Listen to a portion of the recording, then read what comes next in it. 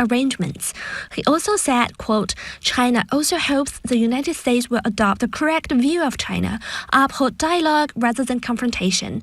Blinken's trip to China is much anticipated by both two countries after President Biden's meeting with China's leader Xi Jinping in Indonesia last November. In that meeting, Biden pledged to maintain lines of communication with Beijing at a time of worsening bilateral tensions. Ao Wen-Cao, NPR News, Beijing. In New Mexico, a Republican who ran unsuccessfully for state office last year is under arrest. This is in connection with a series of shootings. From member station KUNM, Alice Fordham reports authorities say the shootings targeted the homes of Democratic officials. Solomon Pena was arrested in a SWAT raid. He had refused to concede the November election result and is accused of conspiring with and paying 4 men to shoot at the homes of 2 county commissioners and 2 state legislators. No one was injured in the attacks. Albuquerque Mayor Tim Keller calls the attacks politically motivated. They were dangerous attacks not only to these individuals, which is personally the most terrifying for them, but fundamentally also to democracy. Democratic Governor Michelle Lujan Grisham and the leader of the New Mexico House Republicans, Ryan Lane, condemned the violence. For NPR News, I'm Alice Fordham in Santa Fe. Police in Central California are investigating the deaths of 6 people who died in a shooting early yesterday. 2 of the victims include a 17-year-old mother and a 6-month-old baby. Police in Tulare County suspect there may be a link to gang activity. On Wall Street, the Dow Jones Industrial Average is down 322 points at 33,981. This is NPR. Good morning. With the latest from the GBH Newsroom, I'm Henry Santoro. Home sales in Massachusetts slowed dramatically in 2022 compared to the previous year. GBH's Mary Blake has the year-end numbers from the Warren Group. The real estate analytics company found single-family home sales in Massachusetts dropped nearly 16% in 2022 compared to 2021. At the same time, prices climbed by nearly 8%. It was pretty much the same with condos. Sales down 17%, with median prices up almost 8%. Despite prices overall being up for the year, the data shows prices actually dropped in the last 3 months. Tim Warren, CEO of the Warren Group, points to economic uncertainty and a doubling of mortgage rates from this time a year ago for the housing market cool down. In Boston, Mary Blake, GBH News, 89.7. According to ESPN, Worcester's Polar Park will use robotic systems to call balls and strikes this year. The change is actually coming to all 30 AAA ballparks as the electronic strike zone inches closer to the one they use in Major League Baseball. According to the report, roughly 1/3 of AAA parks used the automated balls and strike system last season. And if this new system works well in AAA this year, fans could very well see it in operation at Friendly Fenway and other Major League ballparks. In sports, no Bruins, no Celtics, no football tonight, which means it's a good night to check out the Australian Open. That's on ESPN2. In the forecast, mostly sunny, upper 40s today, clouds and upper 30s overnight. We are at 42 degrees under a fair sky in Boston right now. Support for NPR comes from NPR stations. Other contributors include the Doris Duke Charitable Foundation, which aims to support the well-being of people and the planet for a more creative, equitable, and sustainable future. And the listeners who support this NPR station. I'm Henry Santoro, GBH News, 89.7.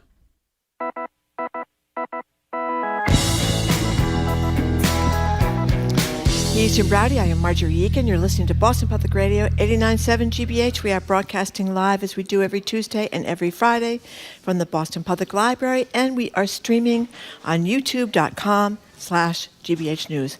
Good morning, Jim. Hey there, Marjorie. I want to do a little bit of a shout-out at Brighten Our Morning. We were visited a couple of minutes ago by the chair of the library board, Priscilla Douglas. That's right. We got to talk about her experience at the Embrace unveiling on Friday. But the thing that made it really special is somebody we've known for a long, long time, former state senator who left for the private sector, who is really a wonder, Linda Dorsina-Forey, who is also on the library board, was here, and it was really great to see somebody who was a great leader on Beacon Hill and in the community. You know what else? Her husband runs the Dorchester Reporter, which is a great local paper, which is still hanging in there. So kudos to the Dorchester Reporter. In any case, this week the debate over gas stoves and their environmental impact got heated. Member of the Consumer Product Safety Commission said he had not ruled out banning them outright, because of health and environmental risks. We've known for a while that induction cooktops are better for us and for the environment. Gas ranges emit nitrogen dioxide, which can make this is unbelievable, can make childhood asthma worse and could be as bad as if there was secondhand smoke in your house. And the cooktops release methane gas, which contributes to global warming, according to Stanford University. But even if we know we should switch over to induction, it does feel like a big lifestyle change. It's not cheap. And while you can purchase a portable, one of those individual countertop burners for maybe $60, the full range could put you out more than $1,000. So we're asking, there are a handful of solid things that our noon guest, Bill McKibben, says we can do to be better. Get an induction cooktop. Stop driving a gas-fueled car. Get heat pumps. All, by the way, the common thread in all is electric. Are you able to navigate the lifestyle changes and the upfront costs if you know it will have a positive impact? Or maybe you've decided best to stop buying new stuff altogether to help the environment. So what we're looking for at 877-301-8970, either call or text, your experiences, your challenges, your strategies to achieve the promised land in any of those electricity-driven kinds of ways. 877-301-8970. We talked about one of the troika the other day. We talked about EVs and the challenges. Before we even moved to EVs, did you have any idea that you were poisoning your children for with a gas years stove? With a gas stove? Not till 2 weeks ago, by the way. I mean, think about it when you were kids and you were doing homework in the kitchen or something late at night. Your parents turned the heat down, which is a common problem for me. What'd you do? You'd open the gas stove and heat the kitchen so you could do your homework in there. I mean, I had no idea. Well, it gets worse. And all the times when you turn the gas stove on and it doesn't light right away. Yeah. So you take out, you can smell the gas, you take out the match, you light it. I mean, who knew? Well, it's even worse. How many times have you criticized somebody else in the past? Almost nobody we know smokes anymore. But when people did smoke, you go into their house, there's smoke, and you're saying, how cruel are they, sadistic to their children? This study says that having a gas stove, as I said, is like having secondhand smoke in your house in terms of asthma and other illnesses for your kids. So I think our discussion the other day about the EV is sort of paralleled with a heat pump. Costs. Do people understand the subsidy programs, the rebates that exist in some states like Massachusetts and the federal government? Are you eligible? What are the rules of the road? You know, one of the reasons Tesla costs are coming down. Do you know why Musk is reducing the cost of Teslas? It's not because he's trying to be benevolent or purely to increase sales. It's to increase sales by lowering the price to a point where they're eligible. They're not too expensive for the federal rebates. Same deal, an induction stove. You can get an individual burner. Jamie, our colleague here, has one. It's like $70 on Amazon. That's affordable. You can use it inside or outside. One of those induction stoves we looked up at Home Depot is like $1,000, which is not cheap. So I think not everybody, most people know that those kinds of transitions are good for your family, good for your house, good for the environment, but they come at fairly steep costs. But you know something? A regular stove is close to that. It's close to $1,000. I don't think a regular gas. I think a regular gas stove you can get I bought for hundreds. One a while ago. You did? It's close to $1,000. Oh, really? Yeah. Well, maybe you got a high-end kind of thing. And same thing with heat pumps. I priced them. Jim. Do you have heat pumps in your house? I do. Not in Boston, in the but Cape? in my parents' old house down the Cape. Yeah, they're great because they heat and they cool and they dehumidify. Well, they're expensive. They're a troika. They're expensive. And you and I probably, because we make though. decent incomes here, we would probably not be eligible for the rebates. Do you think the average person has any idea whether or not they qualify for a state or federal rebate or how they qualify for a state or federal rebate? I don't think so. I don't know, but when I got the heat pumps, anybody qualified. Nobody asked you about income level or anything. Is that true? Yeah, you got, I think, $800 back off of that. Did you? You did? Yes. Well, of course, I lost the receipt, documentation for the thing, but that's a true story, I assume. It is right? a true story, yeah. But you can qualify. These now are about 4 years old. Could you do me a favor? Clean them every year. Could you do me a favor? What? I think just for the audience, don't take too much time. Could you explain exactly how you qualify for a rebate for heat pumps? Go ahead. Well, I have something right here in front of me about go ahead. heat pumps. Go ahead. Massachusetts homeowners can get a $10,000 rebate. Okay, turn it over and then explain to me how you qualify for a rebate. I don't know. Exactly. I think you have to call up Mass Save and make sure you get one of their people. How many people in the audience, could you raise your hand if you know what the rules are for rebates from the state or federal government on electric vehicles or electric pumps in your house? Can people raise their hand if they know them? How many hands went up, Marjorie? I don't think any hands. 0 went is up. the answer. I mean, don't you think a public awareness campaign, a public education campaign is pretty important to get from here to there? Yeah, but I basically know you got to go through Mass Save. Yeah. As equipment, well, I shouldn't say you have to go through Mass Save, but equipment must be installed by a contractor participating in the Mass Save heat pump installer network by the end of 2023. But you can get rebates. I mean, if you Qualify. If you qualify. And if you don't lose the forms. If you don't lose the forms, yeah, it's a little bit confusing. But the heat pumps are really great. They work really quickly. The problem is you have to have them a thing outside to go with them. So not everybody can do it. But listen, I haven't done any of this stuff yet. I mean, I did it down the Cape, but I haven't done any of this stuff because I just bought a new furnace. So you say to yourself, you got a new furnace and you're going to put a new heat pump right after that. However, the $60 or $74 stovetop, countertop, individual burner cooktop. I mean, that is definitely pretty affordable. And if you're in the market for a new stove, I don't think the induction ones are much more than other Can you look up how expensive a typical gas stove is, if you don't mind? I'm not sure Marjorie's right. She may Listen to this. Listen to John's from Chelmsford. He just got an email from a solar PV vendor about an installation. Plus, we're picking an EV car to buy. We're not going to buy, however, from the twit. Well, like Jim that did. That would I know be who it is. The cheap twit. Let's go to Sam in Yeah. Lincoln to start things off here on Boston Public Radio. We're live at the Boston Public Library. Hey, Sam, how are you? I'm doing okay. Thanks for asking. Sure. I just had a question more than an observation is, let's say the miraculous happens and everyone switches to, heat pumps and gets their electric cars and gets their electric induction stovetops. Yeah. Where's the electricity come from? Do you mean, is there enough... I guess there's a question. Do you mean, is there enough power out there, or what's the damage to the environment about producing the electricity? So, A, is there enough power out there? And two, what's the net advantage? I don't know. I can answer the latter, not the former. We've asked Bill McKibben, who will be here at noon. We'll try to ask him the former. We have discussed with him the impact on the environment of generating the electricity is far less of a negative impact than to propel all the gas and oil things we're using. I don't know the answer to the capacity. The answer is, Sam, we don't have enough yet. But when we do have enough, then, and we're building more and more of it, as you know, we've got the big wind farm going off down the Cape, then the impact is dramatic. Yeah, but he's saying, do we have the capacity now? If everybody did the right thing, and we'll ask Bill McKibben. Stick around through the noon hour, Sam, and we will ask your question of Bill McKibben. Yeah. Thank you. And this is a big right-wing talking point. What's One that? of our emailers just sent it. You can have my gas-range stove when you pry it from my cold, dead hands.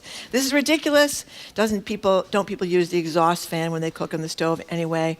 But it's again, this is a big. This is going to become a big culture war thing.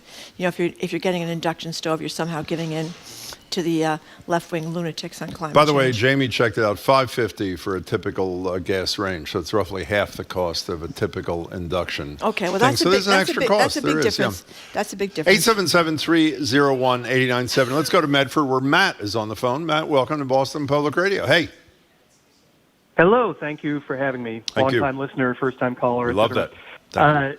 So we recently switched from gas to induction. Oh. And yeah, it was. I can say that cost sounds about right. We could have gotten a new gas stove for much less than I think we paid about $1,200 for the induction we got. Love it. It's. I mean, apart from the fact that we had a gas stove which would set off our smoke alarm in the bedroom every time we cooked, which we felt couldn't be a good thing. Yeah, that's a bad sign. Yeah, that's Apart right. from that, what? It hasn't happened once with the new one, so I am blaming the old stove. And I don't know if you've played with one, but they do this cool trick where it'll boil a pot of water in like a third the time that it takes on a gas stove. It's also, cool. and the stovetop is cold, right? Even when it's heating the water, it remains cold, which means it's safer for your kid too. Well, it saves you a lot in your utility costs, right? Yeah. If you're boiling water very quickly. Yeah, I don't know yet. I haven't done the math yet on that. We haven't had it that long. But the other thing I wanted to mention that we recently purchased an electric cargo bike. Oh. So cargo bike has it's longer in the back, so I can fit 2 kids on the back of this bike. And we live on top of a hill, so that always kept me from, doing as much as I wanted to on the bike because I'd always have to slog home on a hill. But with the electric assist, it feels like you're pedaling on a flat road going up the hill. So we've put, I think, 1,400 miles on this bike since the fall. And that's all trips we would have taken in the car. Just like, local to and from school, grocery store, all that sort of thing. It's fantastic. Hey, Matt, what's the primary motivation for your household to move in this direction? What's moving you? I mean, environmental things, but I guess if I'm honest, I don't think that me or our household making these switches is going to have a massive effect overall. But with the bike especially, it just feels, we're both in better shape. My wife and I both use it. We feel better. Our kids in a better mood when we ride them on the bike than when we take them in the car. It's just, and the stove too, I figure we must have been breathing in some nasty stuff, and now we aren't. So it's kind of selfish, to be honest. That was a fabulous first call. Matt, call us again. Thank you. The thing I thought of, Matt got rid of his gas stove both for environmental reasons and because it was setting off the smoke alarm. But, when comparing prices alone is not fair. Because, for example, I have a gas stove. The issue is not, do I not buy another gas stove for only $550 as opposed to $1,000? My gas stove is working fine. So it's not, you understand, it's not like a comparative thing. It's basically saying, let me get rid of something that is working fine, even though it's killing my kids and bad for the environment. No, I'm serious. So it's not $550 versus $1,000. It's 0 versus $1,000 because most people listening have that gas. I'm not arguing for keeping the gas stove. I'm just saying the cost differential is greater than even we talked about a minute ago. But in the case of Matt, it really works. So John from Quincy says he put a heat pump in his house and his electricity costs and skyrocketed. So we'll have to ask, because I thought the opposite. We'll have to ask Bill McKibben about that. You writing this down or what? Yes, I am writing this down. Good. Thank you. And then electricity is an expensive way to heat, no matter how they put it in. He says, but my experience with heat pumps has been the opposite, that they're much more efficient and they heat much less expensively. But we'll ask McKibben about that. When did you get a heat? I can't believe you didn't brag about this on the air. I would have. Where'd you get it? They didn't used to call them heat pumps. We didn't know it was a big environmental thing. So how long ago did you get this? Maybe 5 years. Really? Very impressive. Yeah, and maybe 2 years for the last one. Okay, this is Tyler from Salt Lake City. I just switched our gas cooktop for an induction on Thursday. The new one was the exact same dimension as the old one. I need one bit of electrical work. That was easy. We love the induction. It boils water in a fraction of the time the old stove did. Easy switch. You don't have to buy the most expensive one. In other words, less than $1,000. And we don't have to constantly clean out the mess in the oven. Now we can just wipe it clean. Yeah. Well, those are all good things. Brittany in Andover, hey. Hi, how are you? Excellent. So we just moved to a new house in July, and we're all electric, and we really wanted to switch to a heat pump, so we got quotes and looked into everything, and it's a great option, but it's definitely still expensive, and the $10,000 is wonderful if you're going to do like your whole home all at once. Yep. But if you are not going to do your whole home or you can't afford to do that, it's based off of like per ton of, I'm not totally sure how it works, but we were going to do just our upstairs and we were only going to get like a partial rebate. So I think it was like $3,000, but it was going to cost us $25,000 to $30,000 to do the heat pump and the ducting and everything. So it's a great option, but it still is super expensive. How about the operational cost, Brittany? Oh, well, let me tell you, I didn't know you were supposed to shop around your electrical prices when we had solar in our old house, so we barely paid anything for electric. So last month, our electric bill was $3,000. What? And it was crazy because National Grid, they skyrocketed their prices, and so it was 33 cents per kilowatt hour. And we did switch to a new provider, and it's down to 17 cents, but that's still a lot when you're heating a 3,500 square foot house with all electric. And we keep it at like 62 at night, 65 during the day. So it's great to have electric, and we're looking at solar, and we want to be able to eliminate fossil fuels and, electric cars and things like that.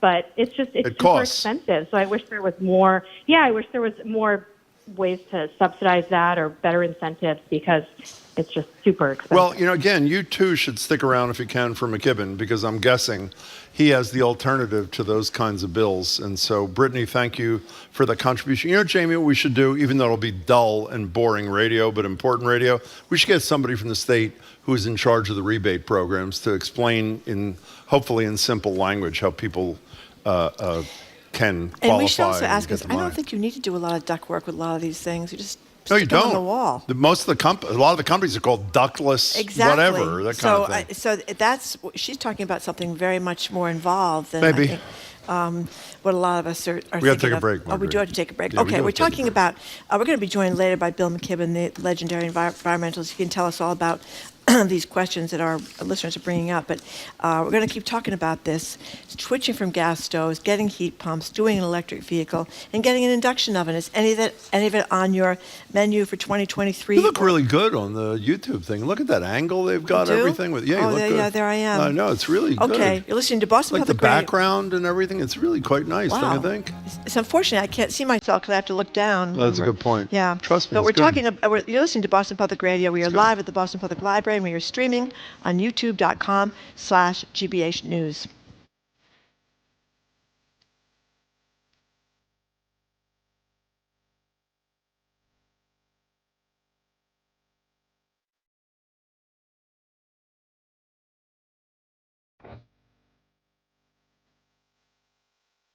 We're public radio.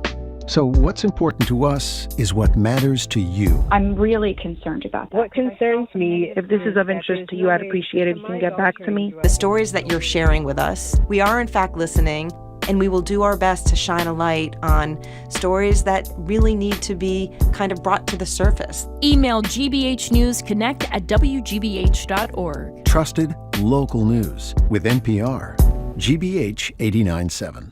Support for our programs comes from you. And Brown University pre-college programs, where high school students can experience college life, nurture their diverse interests, and make new friends.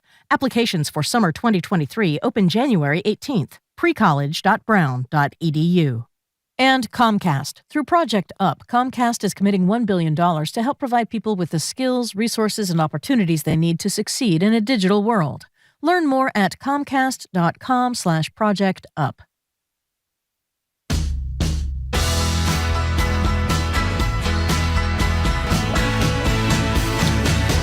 Welcome back to Boston Public Radio. We're live at the Boston Public Library. We're streaming on youtube.com/GBH News. If you're just joining us, we're talking about the things you can do in your home to combat climate change. According to our noon guest coming up, Bill McKibben, who we'll hear from in a bit, switch to electric, induction cooktops or stoves, heat pumps for heat and air conditioning, and switch to an EV. Have you done it? If you haven't, why not? Is it about the money? 877-301-8970. Let's go to Paul in Worcester. Thank you for calling. Hi, Paul. Hi, Marjorie and Jim. It's Paxlovid Paul here. How are you? Oh, how you feeling, by the way? Well, I'm off the Paxlovid, so I'm starting to feel rebound a little bit, but I'm just not going to let this thing kick my butt. I got better things to do. Good for you. So, what's up? Anyway, I've got two points. Yep. One is, according to the DPU and my city of Worcester, somebody in Worcester that I talked to, a lot of the reason for the price increase in electricity was because of the cost of natural gas to produce the electricity. So are we really saving gas if we are using electricity the way that electricity is produced today? It needs to be at the beginning of the process where it's saved, as well as on our end of it. Because we have to get more, Paul. We have to get more wind farms. We have to get more solar panels. We have to get more, we have to produce more electricity so we're not using gas to create the it. supply You know what I mean? to meet the demand. I mean, think about how people have been fighting about this. We've been trying to get a wind farm off the Cape for 20 years? I mean, the guy. Some people's relatives actually are against it, Yeah, that's right. Absolutely. Remember, Ted Kennedy was always fighting against it. So, I mean, I think that the opposition has been huge, and I think that's one of the problems. We have trouble getting them on land. People want to put them on land. People protest that. So we haven't produced enough clean sources. Remember what Bill McKibben, before you get to your second point, Bill, do you remember what Bill McKibben told us about 3 or 4 years ago on the radio? He said, he talks about some of the most beautiful wilderness spots in Vermont where he goes to think and write or whatever. And he said if they wanted to plant a windmill right in the middle of that, he'd say, come on down. Well, was it Mitt Romney who said that putting a wind farm off the coast of Cape Cod would be like putting a wind farm in the middle of the Grand Canyon? It was actually. It was Mitt Romney. Yeah, so I think it's political opposition. But anyway, go ahead. What's your second? Well, Ted Kennedy is not Mitt Romney. He opposed yep. for selfish reasons because it obstructed his view, though he was my hero and other things. Yep. Okay, Paul, what's your second point? Well, my parents had an induction stove when I was growing up, which needs metal pans and all that kind of stuff. So I guess I could learn how to use an induction stove again. But what you will have to try for my cold dead hands is my gas-powered refrigerator. Mm. That Okay. you're not coming at. So. Well, okay, I think you've warned everybody adequately, Paul. If anybody plans to come for it, I think they know what they're in store for. Paul, I'm glad you're feeling better. Thanks so much for your call. Yeah, thank you, Paul. Lots of people say you need to get different pots and pans, but there's some of the ones the ones that are expensive still, like how do you say those French pans? Those are very expensive. Le Creuset. That's very expensive. Very expensive. They're cheaper versions of Le Creuset. And there's some knockoffs that supposedly you can use. You may have to invest in some new. No, wait a second. pots and Every pans. single story I've read about these kinds of stoves, everyone says that 99% of people, even if they don't know it, have the magnetized or whatever it is, pots and things that could go perfectly well with these induction stoves or cooktops or that sort of thing. Paul from Wellesley, thank you for calling. Hello, Paul. Good morning. Hi. I wish I had something really exciting to tell you, but I just wanted to. Hell of an intro. Go ahead.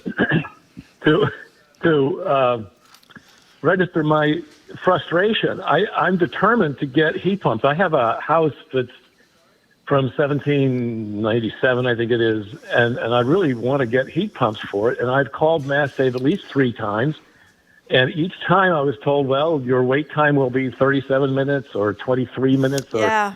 And so I'm really very much in favor of this. I can't wait to get started on this, but I got a lot to do in life, and I just haven't really gotten very much access to information that you guys are talking about how important it is. Paul, can I tell? I'm sorry, go ahead. I was just going to say, I see ads all the time about companies that are moving to heat pumps that have nothing to do with Mass Save. They're gas companies that are seeing the future, and so I think you can just call them too and find out what's Well, let me tell you available 2 to them. things. Let's work backwards. Don't go away, Paul. One, I called, I would say, about 10 private sector heat pump companies about 6 months ago.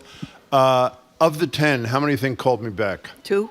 0. Zero. And the reason, they're busy, number busy. 1. 2, Mass Save. Ultimately, I want to start with the good part of the story, Paul.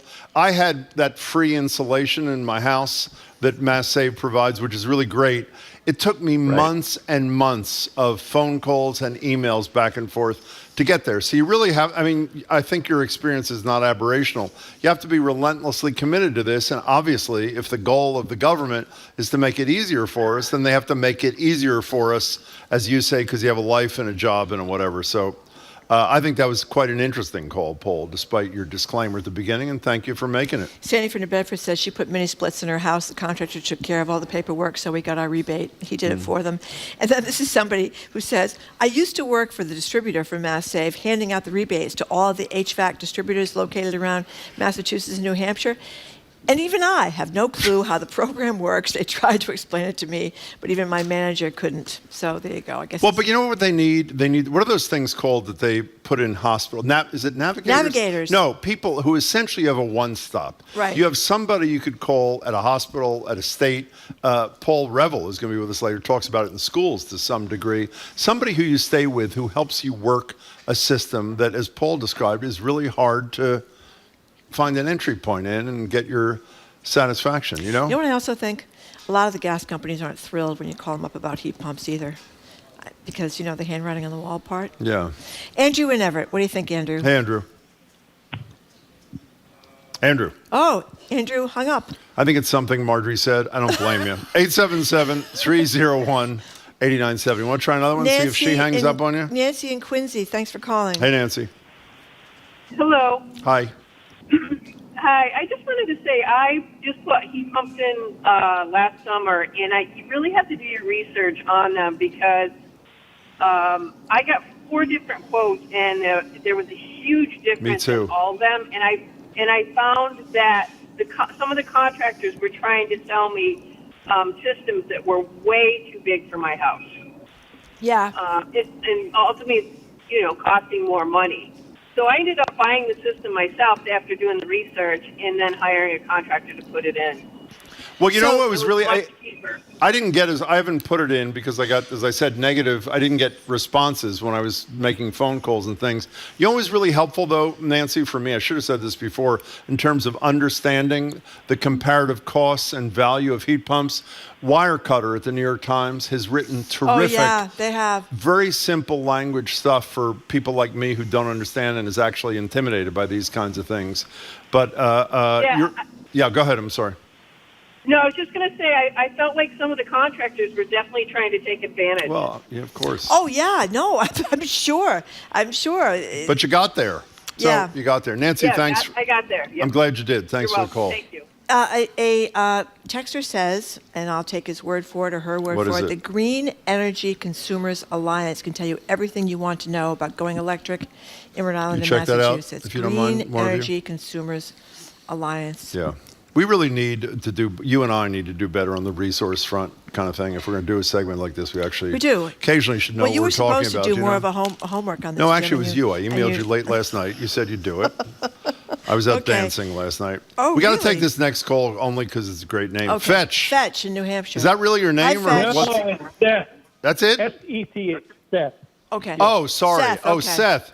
I have to say Fetch is much better, though. But, okay, Seth, we'll call you Seth. Okay, what's up? Yeah. I've been 30-some years off the grid. Wow. Solar power. And we had gas refrigerators. And 3 or 4 years ago, we completely upgraded and put in a current photovoltaic system. So away went the gas refrigerator. And the only thing we have left gas now is the water heater, which vents outside. But I also work for a smaller solar installation company doing ground mount systems, and I'm only involved in the ground mount because I'm a retired excavator operator. And we've always done these ground mount systems, big 50 kW systems, which are big for really wealthy people so they can get tax rebate and charge their Tesla and their But this last year, we actually started installing for people who work for a living, who have gone and bought. They've bought the heat pump. They've hired the outfit that I work for to put in, 10,000 watt systems. And even though New Hampshire has a really poor net metering system, provided you only make a little bit more than power than you use, it works for people. So what's the bottom line here? Let's get to the bottom line here, Seth. So the heat Fetch pumps to you. I thought it was Fetch. It is Seth. Seth. It is Seth. Seth, are they reasonably priced and worth it, or what's your estimation? Because we're almost out of time here.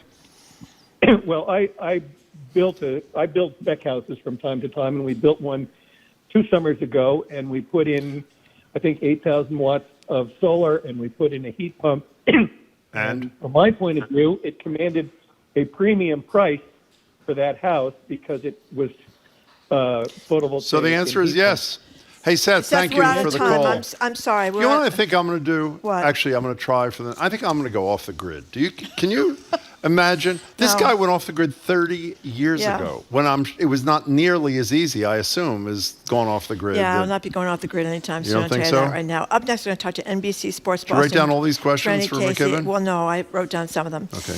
We're going to talk to her about a lot of things, including Tom Brady's terrible, horrible, very, very bad, and possibly very last game in the NFL last night. You're listening to Boston Public Radio, 89.7 GBH, broadcasting live from the Boston Public Library and streaming on youtube.com/GBH News.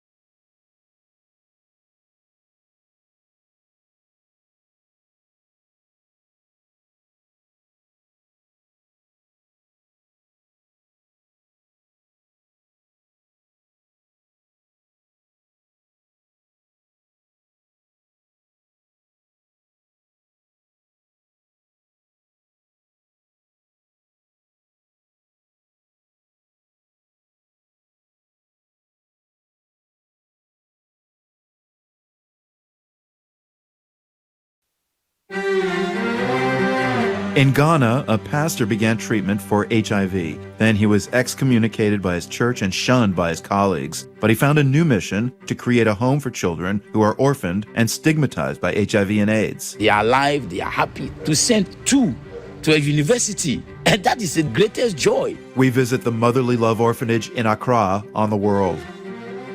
This afternoon at 3, here on GBH News 89.7. Support for GBH comes from you. And the Damore McKim School of Business at Northeastern University, where MBA and master's degree students can build vital business skills through experience. northeastern.edu/business. And Mass General Cancer Center, dedicated to providing compassionate care and cancer specialists who are experienced in the cancer you have. When you hear the word cancer, their team is ready. Learn more at massgeneral.org/cancer.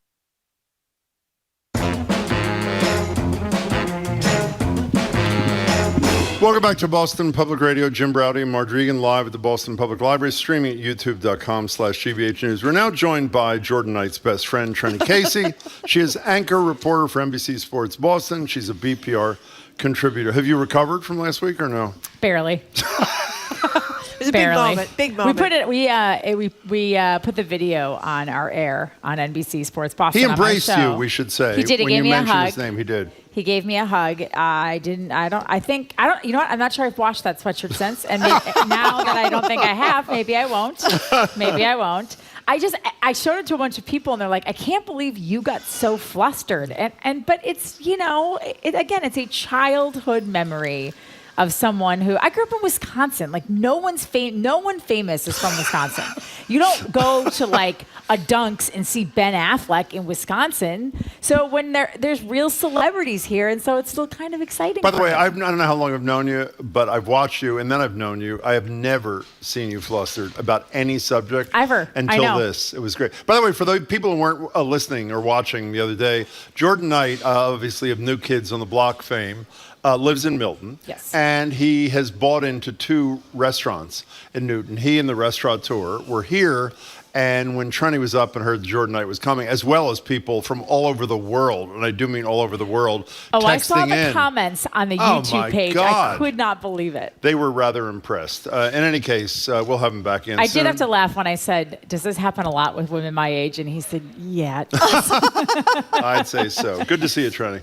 So Trenny, a painful performance last night for Tom Brady.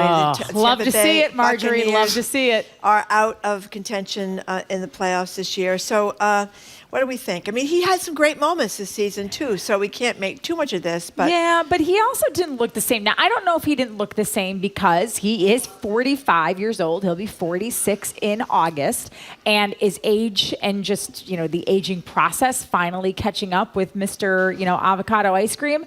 Is it that, or is it the fact that his offensive line was a sieve in front of him, and he, one of his best receivers was out half of the year, and he didn't have Rob Gronkowski. Like, if he had a better offensive collection around him, could he have played better? We're not sure. Or is it just the fact that, again, at some point, skills, we saw it with Aaron Rodgers this year. Aaron Rodgers was a shell of himself this year.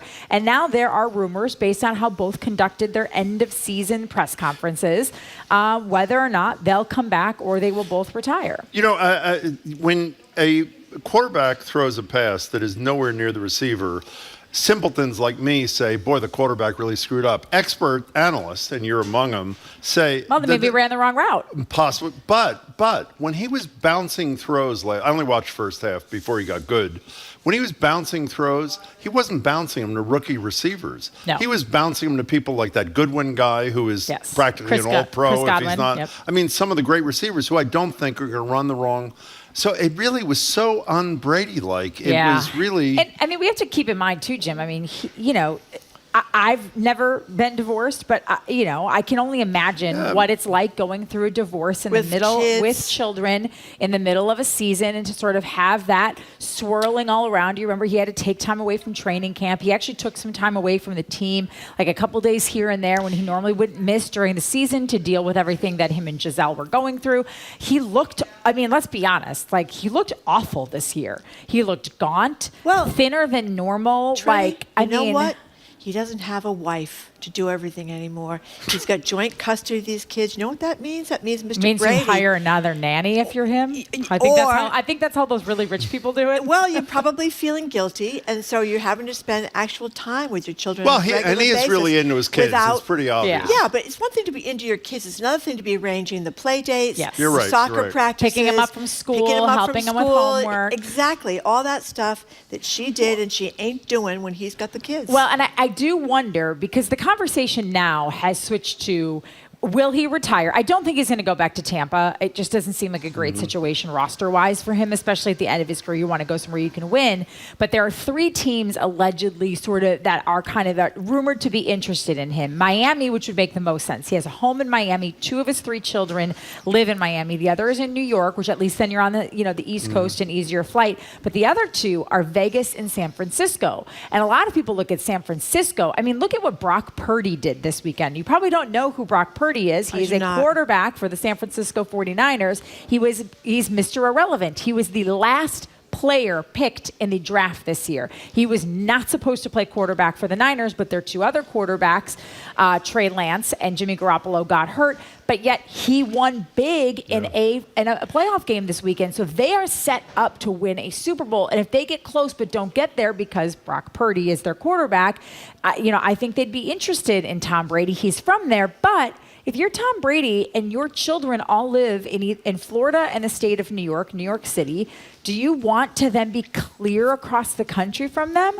I mean, maybe. Listen, again, I don't, that kind of wealth is like mind-boggling to me, the kind where you can put your kid on a private plane and fly them wherever you want to go, whenever you want to go, so maybe it doesn't matter as much. They got to go to school. But they've got to go to school. And there are things like his oldest son, Jack, I believe is, he's got to be 15, 16. In his teens, I think, By now he's in high school. Like, how much of your kids' lives do you want to continue missing? Like, you can't go, Friday night football in high school. Like, can he go to a Friday night football game if he goes to, I don't know where he goes to high school. Let's just say it's some, fancy private school outside of New York City. Can you go to that game on a Friday night when you've got to be in San Francisco or somewhere else for a walkthrough on Saturday? I don't know that you can still be dedicated to your team. We should, to leave this topic, let me just say, while I think your speculation may be well-founded, the fact is that post-divorce, 2 weeks ago, he had a game that was reminiscent of the prime of his career when he threw like 3 80-yard touchdown passes. Yeah, I'm trying to remember whatever. who that was against, though. Well, whatever it was. Because it does matter, right? Like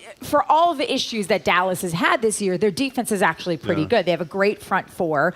They've got a lot of pressure on quarterbacks. So it is a little bit of, do you have the skill sets to still do it against teams that are not very good versus teams that are not? He just may be old, too. He may just be old. Could have been a bad breakup with a new love of his life. Okay, fine. I mean, you just Can we, know. we for years we've been having the discussion with you, which we're not going to have today. Who was it for 20 years, Brady versus Belichick?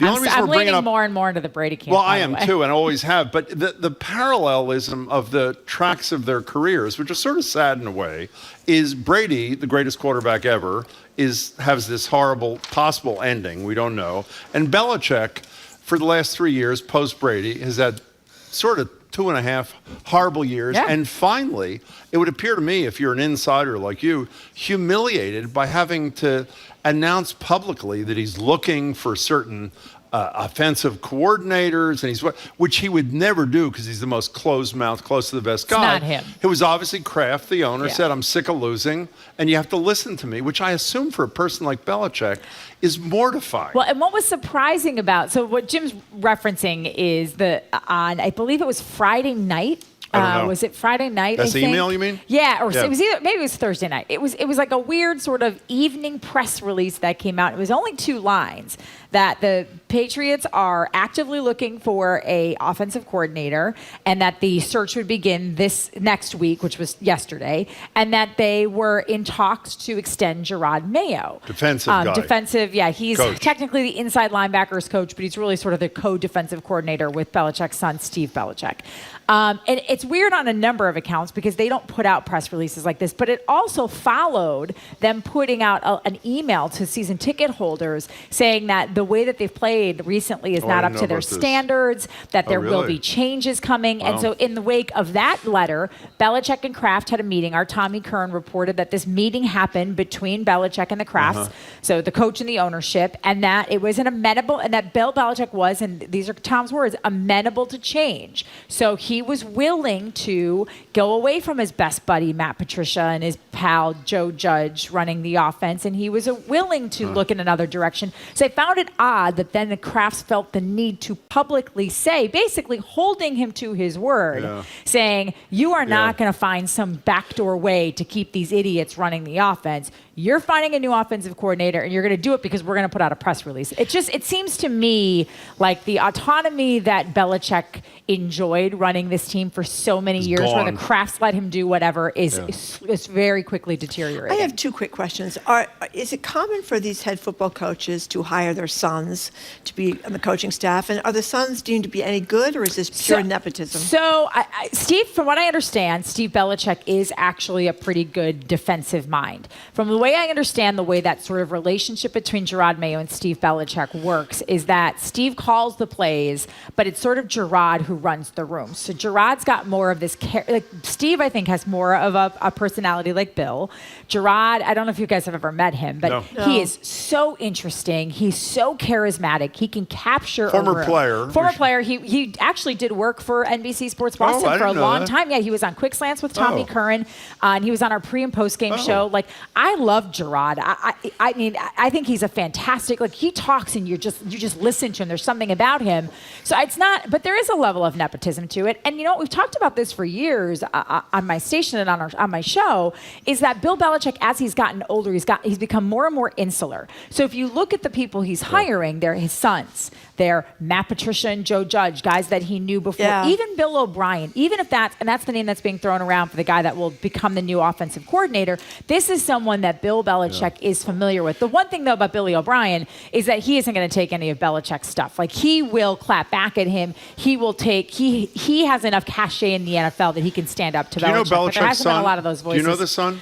He has 2 sons on the staff. The one who's the defensive guy. I don't. Does he treat the press like crap like his father does? He only every once in a while he does they do coordinator stuff. So it's he doesn't talk much. You know, staying in football, I knew nothing about this till this morning about flag football big time. Meaning, first the Pro Bowl, which is probably the worst all-star game of them all. It's the all-star game in football. It's called the Pro Bowl. And people are nervous about it because if you get injured in an exhibition, so they don't really tackle it. So I didn't know this, again, until this morning. I think I said that already about 30 seconds ago.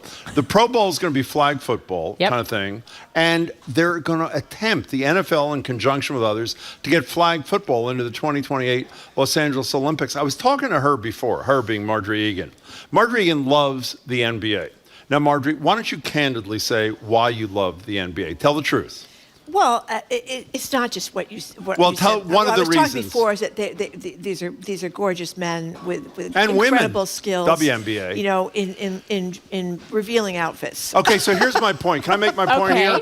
The beauty of flag football. I mean, it's not really like their shorts come down to no, their it isn't about shorts. But they have beautiful bodies. They're beautiful athletes. And you know what the difference is? Years old. You can see them.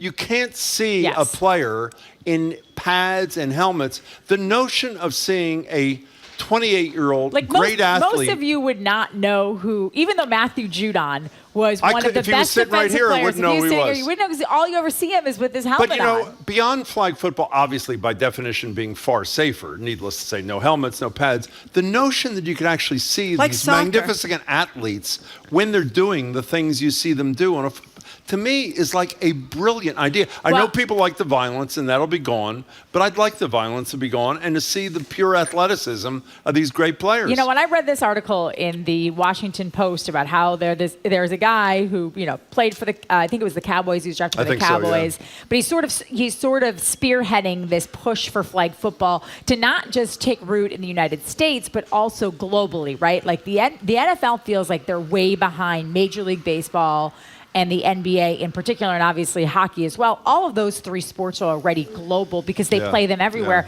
and they just feel like they're not even close to anywhere on par with soccer. And so this is like their way of sort of infiltrating other countries. It is brilliant because, and they kept pointing this out in the article, and it wasn't even something, admittedly, I thought about, but women and men play it equally. Yes. Yeah. So girls play flag football, right? Like there's a way for you to show your skills without someone having to say, well, I don't know, you might get hurt if you're hit by, you know, a guy who's bigger, stronger, faster. You know, even a girl, I think you could play co-ed flag football. And if you're a fast girl, you know, or an athletic woman, you might be more athletic than another guy on the team, and it sort of evens the playing field. I would love to see this become like the primary form of football. Me too. I just don't know that it ever will. What's the name of the rookie for the Patriots, who was the first rookie since Marcus Jones, who scored a touchdown running, receiving, returning, whatever it is. He's like the fastest player I've seen. And he is a beautiful athlete. And when I read this thing, I'm thinking, can you imagine seeing this guy, seeing the guy literally doing these wildly athletic things, like swimmers, like basketball players. I actually think it would be a more athletic. I know this sounds crazy, but like with football, you have 11 guys on the field. And the skill positions, which are typically your running backs, your wide receivers, your corners, those are your fast, strong, speedy guys, right? Like your linemen aren't that fast. Your quarterback obviously is a skill position, but like you'd have only skill positions. So you'd have only fast, like dynamic athletes on the field with flag football. But I just think that too many people still love the big hits and say, oh, this is what these guys signed up for. Well, let this be a parallel football universe for people who are interested in this for a whole variety of reasons. So they're trying to get into the whole point, by the way, that this article was written is they're trying to get into the Olympics. They couldn't get into Paris in 2024. So the next one's Los Angeles, which seems like a natural thing, right? United States venue host. But the problem they're having, which I read as I read deeper into the article, is that I didn't know this, they only allow 10,500 athletes to compete just for space reasons. And if you have a whole bunch of teams that I think it's 5-on-5 in flag football. So, you know, if you've got 10 countries that just like they might go with a more individual sport where like Paris is, which I didn't know we called breakdancing breaking now, but breakdancing is a Olympic sport, and there's only 32 total athletes. Yeah. So like they might go with a sport like that, so it might miss its chance. And then I think the next possibility for summer might be I have a brilliant idea. I don't even know, but think about this for a minute, the possibilities. On one side, New Kids on the Block. On the other side, 5 members of NBC Sports Boston. Can you imagine? You know what? They'd run right past me because I would just be like.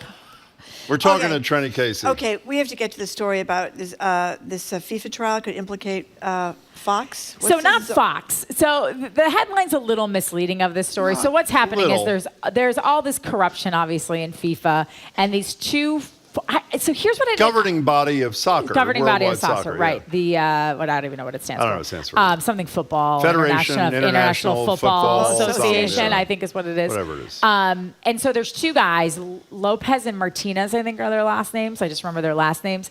They are indicted or under investigation and will be on trial for bribing FIFA so that Fox could have the rights to the World Cup. I'd say that's implicating Fox. Even if Fox itself is not a defendant, 2 top executives is pretty close. Yes, and neither is with the company anymore. Both have gone on to other things. But to me, it just, like as you read the article, it's just example after example after example of how there is bribery and corruption in order to get the World Cup, which is why it's in places like Russia and Qatar. And if it extends to broadcasting rights, I mean, that could really, if these two, I'm curious what happens if these two former Fox employees or consultants or whatever they were, who were negotiating these rights. I believe in South America most of this happened, but yet the trial is happening in Brooklyn. Does Fox, does an ESPN or an NBC, do they push and say, well, hold on a second, they didn't do this fair and square, let's reopen the bid for us to get back in it and try and acquire the rights? They also disgraced themselves in the coverage. Oh, it was awful. Fox's coverage of the World Cup was unconscionable. Yeah, it was unconscionable. They didn't mention any of the problems.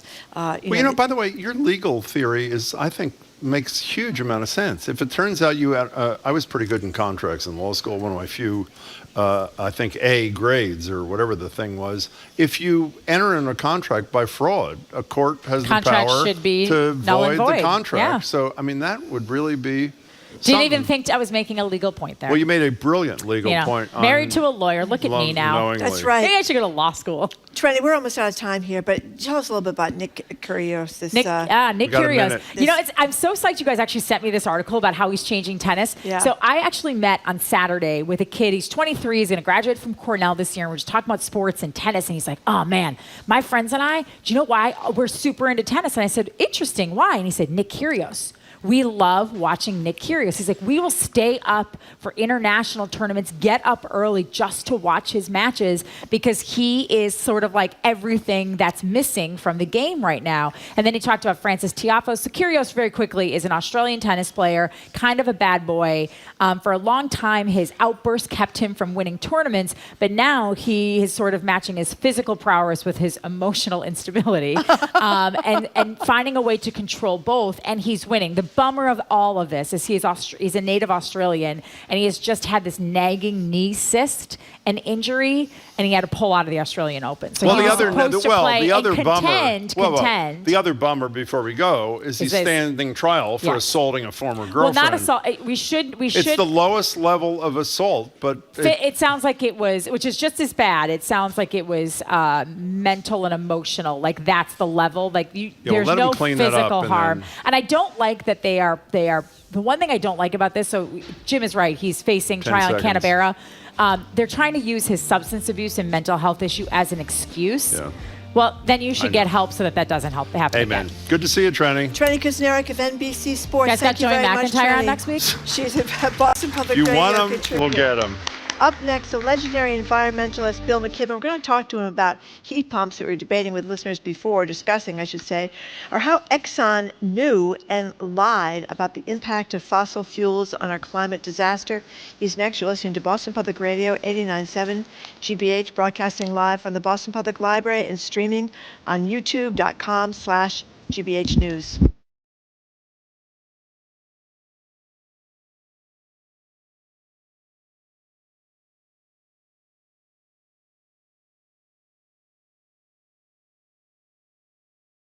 It's not over yet.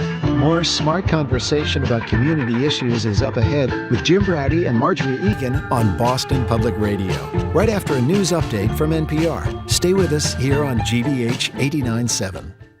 Funding for our programs comes from you and Eversource. Eversource knows the role energy plays at the center of life for you and your family. And because of that understanding, in times like these, they offer plans that can help this winter. To see if you qualify, visit eversource.com.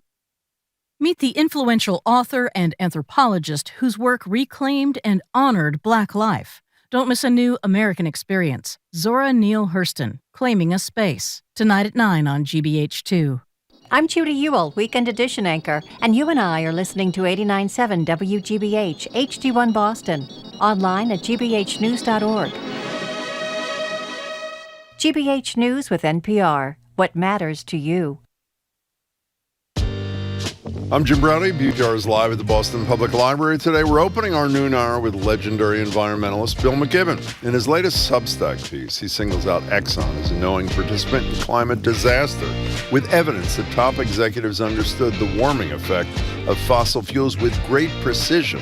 as early as the 1970s, even better than some government researchers, yet still lied about it, obstructing any effort to address it. I'm Marjorie Egan. New leaps in artificial intelligence are making English classes a little too easy. Could essay writing as we know it become a thing of the past? We'll ask former Massachusetts Education Secretary Paul Reville.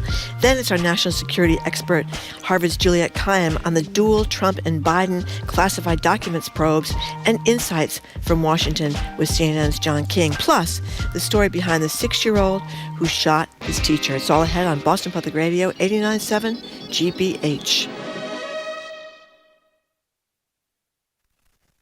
Live from NPR News in Washington, I'm Lakshmi Singh. Dutch Prime Minister Mark Rutte is at the White House this week. He'll meet with President Biden to discuss the war in Ukraine and semiconductors.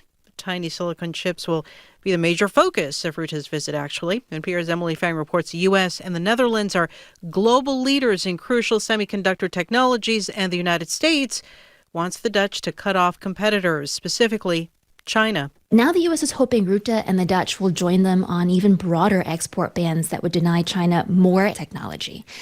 The Dutch, of course, are not thrilled about this. China is a big market, and the Dutch, and for that matter, most of Europe, are really wary of getting pulled into this broader U.S.-China rivalry. NPR's Emily Fang reporting. Well, China's economic growth fell 3% last year. It's the second lowest level in decades for the country. Its economy was hit by strict anti-COVID-19 measures that required mass lockdowns affecting millions of people. The government recently relaxed its zero-COVID policies, which led to the rapid spread of coronavirus. The numbers on China come as the world's second biggest economy is also witnessing a population decline for the first time since the early 1960s. The latest earnings reports from big banks in the U.S. are out today. NPR's David Gurr reports Goldman Sachs profits were down 66% compared to a year earlier. Goldman Sachs has been struggling to navigate a difficult environment. With high inflation and rising interest rates, Goldman's corporate clients have not been relying on the bank for help with mergers and acquisitions, and they've been holding off on going public. As a result, Goldman has made less on fees, and its expenses were high in the fourth quarter, and they're likely to keep climbing. Last week, Goldman laid off more than 3,000 employees. Morgan Stanley also reported earnings, and it faced many of the same headwinds, including declines in investment banking. But last quarter, it was buoyed by gains in trading and in wealth management. David Gurra, NPR News, New York. A new analysis of data from 15 cities in the U.S. reveal police response times are getting longer. NPR's Martin Costi reports the change is most noticeable in larger cities. There's no official national tracking of response times, but some cities publish their local numbers, which have now been compiled by crime statistics analyst Jeff Asher. Most of them show wait times growing, not that much in some smaller departments. New Orleans and Portland, though, both saw doubling of the emergency response times from 2019 to 2022, suggesting that there are places that have really significant issues with their response times. Police departments have had trouble recruiting new officers for a number of years, and retirements increased dramatically around the time of the George Floyd protests. Some departments are trying to shift more work to civilian staff, but that process has yet to catch up with overall staffing shortages. Martin Costi, NPR News. You're listening to NPR News. Good afternoon from the GBH Radio Newsroom in Boston. I'm Henry Santoro. The latest state data shows that COVID and flu infections still remain high after the holidays. Small businesses say that's prompting more of their customers to stay home, impacting their bottom line. New England Public Media's Karen Brown has more. The hairdressers at Chameleon's Hair Salon in Northampton don't need to be told health trends are worsening. Gary Caron says about 4 clients are canceling a week, citing COVID or flu. It takes a quarter of your income out of your pocket, at least. Nearby, the health food cafe NoHo Nutrition was almost empty. Owner Jenny Weber. Normally, people have their New Year's resolutions. They want to get in shape. They want to lose weight. So we usually have an influx of customers. And this year just hasn't started off like that. The state reported almost 1,300 people hospitalized with COVID last week, compared to 600 in early December. For the New England News Collaborative, I'm Karen Brown. According to our friends at Axios Boston, as of this past Friday, the Boston Public Library has over 3,000 people lined up in its reservation system to take out Spare, the newly released book by Prince Harry. It puts Spare in second place for most holds in the library's history, just behind Bonnie Garmus's Sciences, Lessons in Chemistry, a novel, which had over 3,200 reservations or holds. And according to a spokesperson at the BPL, considering that Harry's book has only been out for about 4 days and others for 1 or 2 years, Spare is definitely one to be reckoned with. 45 degrees under a sunny sky. Support for NPR comes from NPR stations. Other contributors include Fisher Investments. As a fiduciary, Fisher Investments is obligated to act in their client's best interest. Learn more at FisherInvestments.com. Investments in securities involve the risk of loss. I'm Henry Santoro, GBH News 89.7.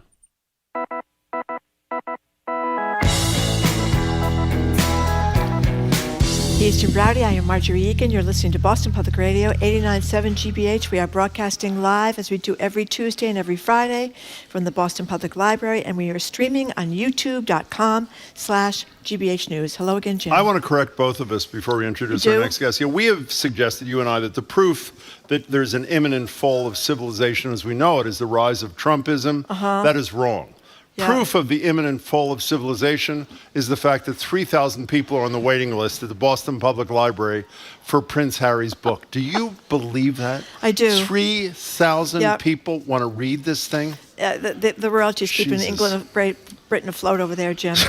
We're joined now on Zoom by another author, by the way, Bill McKibben, the co-founder of 350.org and the founder of ThirdAct.org. He's a newsletter on Substack titled The Crucial Years. He's also a new serialized book titled The Other Cheek, an Epic Non-Violent Yarn. Hello there, Bill McKibben. Well, hello. It's very good to be with you. And it does strike me that the main reason that we fought the revolution was so that we wouldn't have to read books by boy. It could be a guy thing. I wonder how many people want to read those books are women. I suspect there's a gender imbalance here. I could be wrong. Are you going to buy Spare? Tell no, the I'm truth. not going to buy it, but I may listen to it on Audible Books because he may read it. Listen to that British accent. But we have a lovely picture here of Bill McKibben a few years back before he was arrested at an Exxon gas station for protesting about their Exxon having lied for years about what they knew about climate change. Now, Bill McKibben, we have an even more definitive source, this new study published in the journal Science about what Exxon knew and didn't know. What did they know? Well, this is, I mean, as you say, this doesn't exactly tell us something brand new, but man, does it lay it out in rich detail. Most of the data comes from across the Charles. Naomi Oreskes and Jeffrey Supran at Harvard, working with a man named Stefan Rahmsdorf at the Potsdam Institute in Germany, put together this. They went back and actually found all the science that Exxon scientists had produced for internal consumption in the 1980s, late 1970s, early 1980s. For reference purposes, this is before the rest of the world knew about climate change, before Jim Hansen had testified before Congress, before the greenhouse effect was on every lip. And Exxon was studying all this, as apparently were most of the other big fossil fuel companies, for good reason. I mean, at the time, Exxon was the biggest company in the world. It had a lot of good scientists, and its product was carbon. They wanted to know what was going on.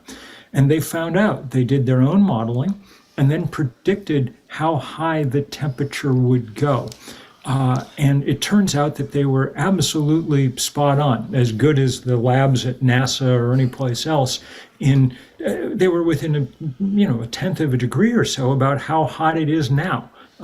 They knew what was going to happen. And remember, the real crazy part of this and horrible part of it is that they were believed within the company. I mean, Exxon executives started building all their drilling rigs higher because they knew that the sea level was going to be rising. And they began plotting out precisely what parts of the Arctic they wanted to lease and drill once it had melted. So they knew what was going on, but of course, the one thing they didn't do was tell any of the rest of us. Instead, they engaged in, across the industry, this multi-billion-dollar effort to build out this big architecture of deceit and denial and disinformation. By the late 1990s, the CEO of Exxon was speaking to international conferences telling them that the world was cooling and that it wouldn't make any difference whether or not we went to work now on global warming or waited a quarter century. It turns out that that was precisely contrary to all that they knew. And I think that this new data, among other things, will add will be of benefit to the lawyers in one jurisdiction after another, including Massachusetts, who are trying to sue the big fossil fuel firms for lying about climate change for so long. Bill McKibben, is Lee Raymond the executive you're talking about from? He was the executive. Okay, here he is. Here's a little bit of Raymond. This is 2005, so a couple of decades after they learned what the real world was like. He was talking to Charlie Rose, and then chairman and CEO of ExxonMobil, as Bill said, Lee Raymond, had this to say about the cause of climate change. The climate has changed every year for millions of years. If we weren't here, the climate would change. It has to do with sunspots. It has to do with the wobble of the earth. There are all kinds of things that come and go. So let's fast forward 14 years, and here's Congresswoman Ocasio-Cortez questioning scientist Martin Hoffert, Hoffert, who worked for Exxon Research and Engineering in the 80s about what information the company knew about climate change way back then. 1982, 7 years before I was even born, Exxon accurately predicted that by this year, 2019, the Earth would hit a carbon dioxide concentration of 415 parts per million and a temperature increase of 1 degree Celsius. Dr. Hoffert, is that correct? We were excellent scientists. Yes, you were. So what's the potential consequence in this litigation you described that this will hopefully strengthen, Bill McKibben? Truthfully, I don't know. The litigation is ongoing. The litigation's hard. Maura Healey, back when she was AG, was one of the real stalwarts behind this. But truthfully, there's not enough money in the world to begin to make up for the damage that they've done. Really, what the damage above all is that they cost us time, Jim.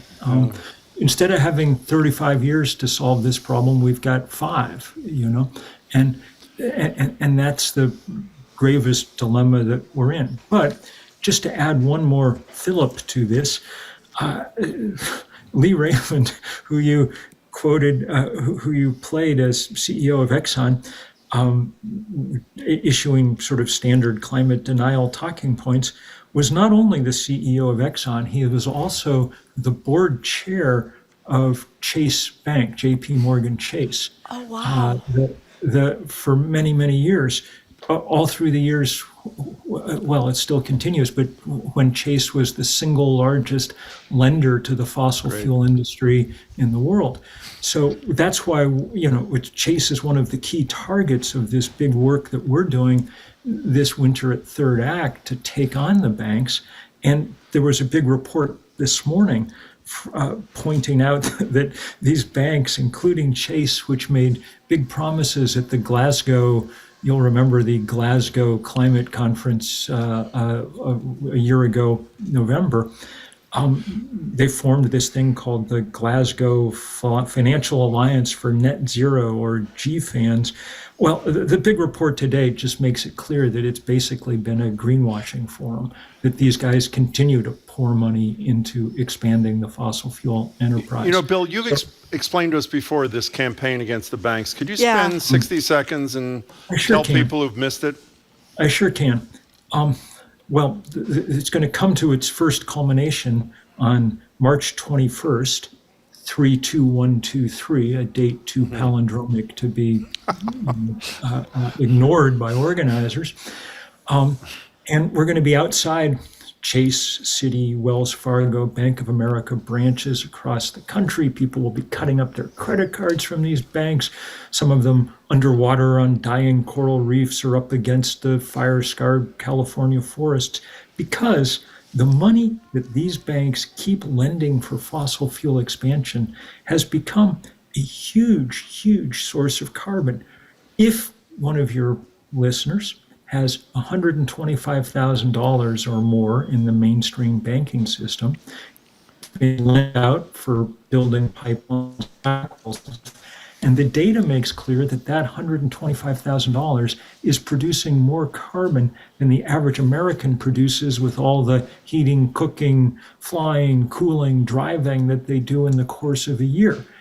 For companies like Netflix or Amazon or Google, their cash on hand sitting in the bank has become their biggest source of carbon emissions. So this is not a marginal part of this fight. It's a very central one. And if we could convince Chase, Citi, Wells, Bank of America to stop doing this, it would help immensely in turning the corner faster, which, because we've wasted so much time, is the thing we have to do now. Yes, we're deploying sun and wind and things, but we have to do it fast, and we have to do it as we wean ourselves aggressively off fossil fuel. There's no more room for expansion of this, for new pipelines and things. By the way, if you go to Third Act, as in THIRD act.org, you can get further information on that campaign. And for our listeners, when you say mainstream banking system, so if somebody has their money in a little local bank, you're fine. You're fine. Okay. Yep. Your credit union, whatever. You're good. So, and there's a few bigger banks that are emerging that are starting to take this seriously. Like which?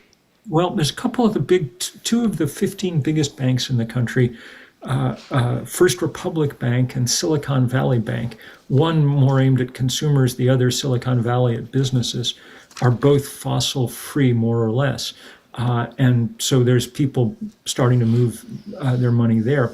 Truthfully, what we really want to do is not just have all the good people pull their money out of the bad banks. We want to pressure those bad banks to become good banks themselves.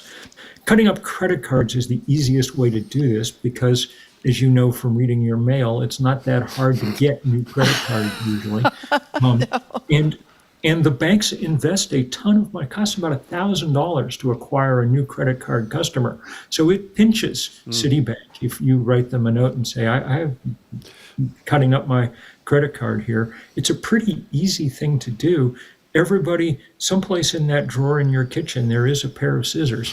But I'll say that one problem we're encountering is that an increasing number of high-end credit cards are made out of like titanium. We're finding some people with laser beams and things that can cut them up. But we're all going to do it at the same time on March 21st to try and make some noise. And then we're going to try and make sure to bring in the months that follow, the kind of big players, the institutional players, some of them corporate, but many of them the treasurers in cities, blue cities and blue states. Brad Lander, the comptroller of New York City, who has $250 billion pension fund and who has all the banking for New York City. I mean, when people pay their taxes, it sits in the bank for a while. That's probably producing, by the calculations that people are doing, more carbon than all the subways, buses, police cars, fire engines, whatever else that New York's running. And it wouldn't surprise me if the same was true of Boston. And if it is, I have not the slightest doubt that Mayor Wu will get to the bottom of it before long. And she began her divesting the city from fossil fuel companies directly. And this work on banks is the next step. We're talking to environmentalist Bill McKibben.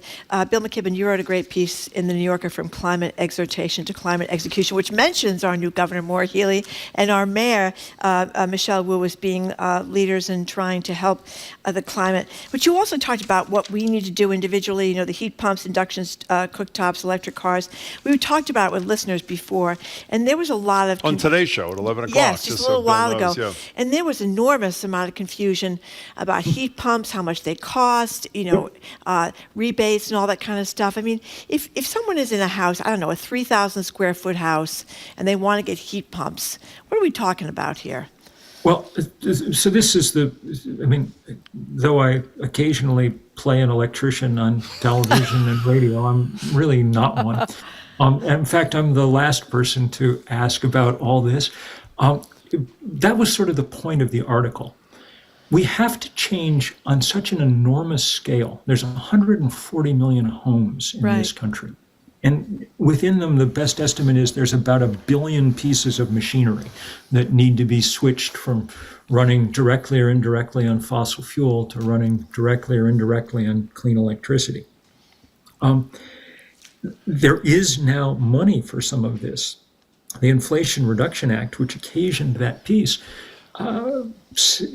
by some reckoning, in essence provides up to like an $8,000 bank account for each American home to make some of these transitions.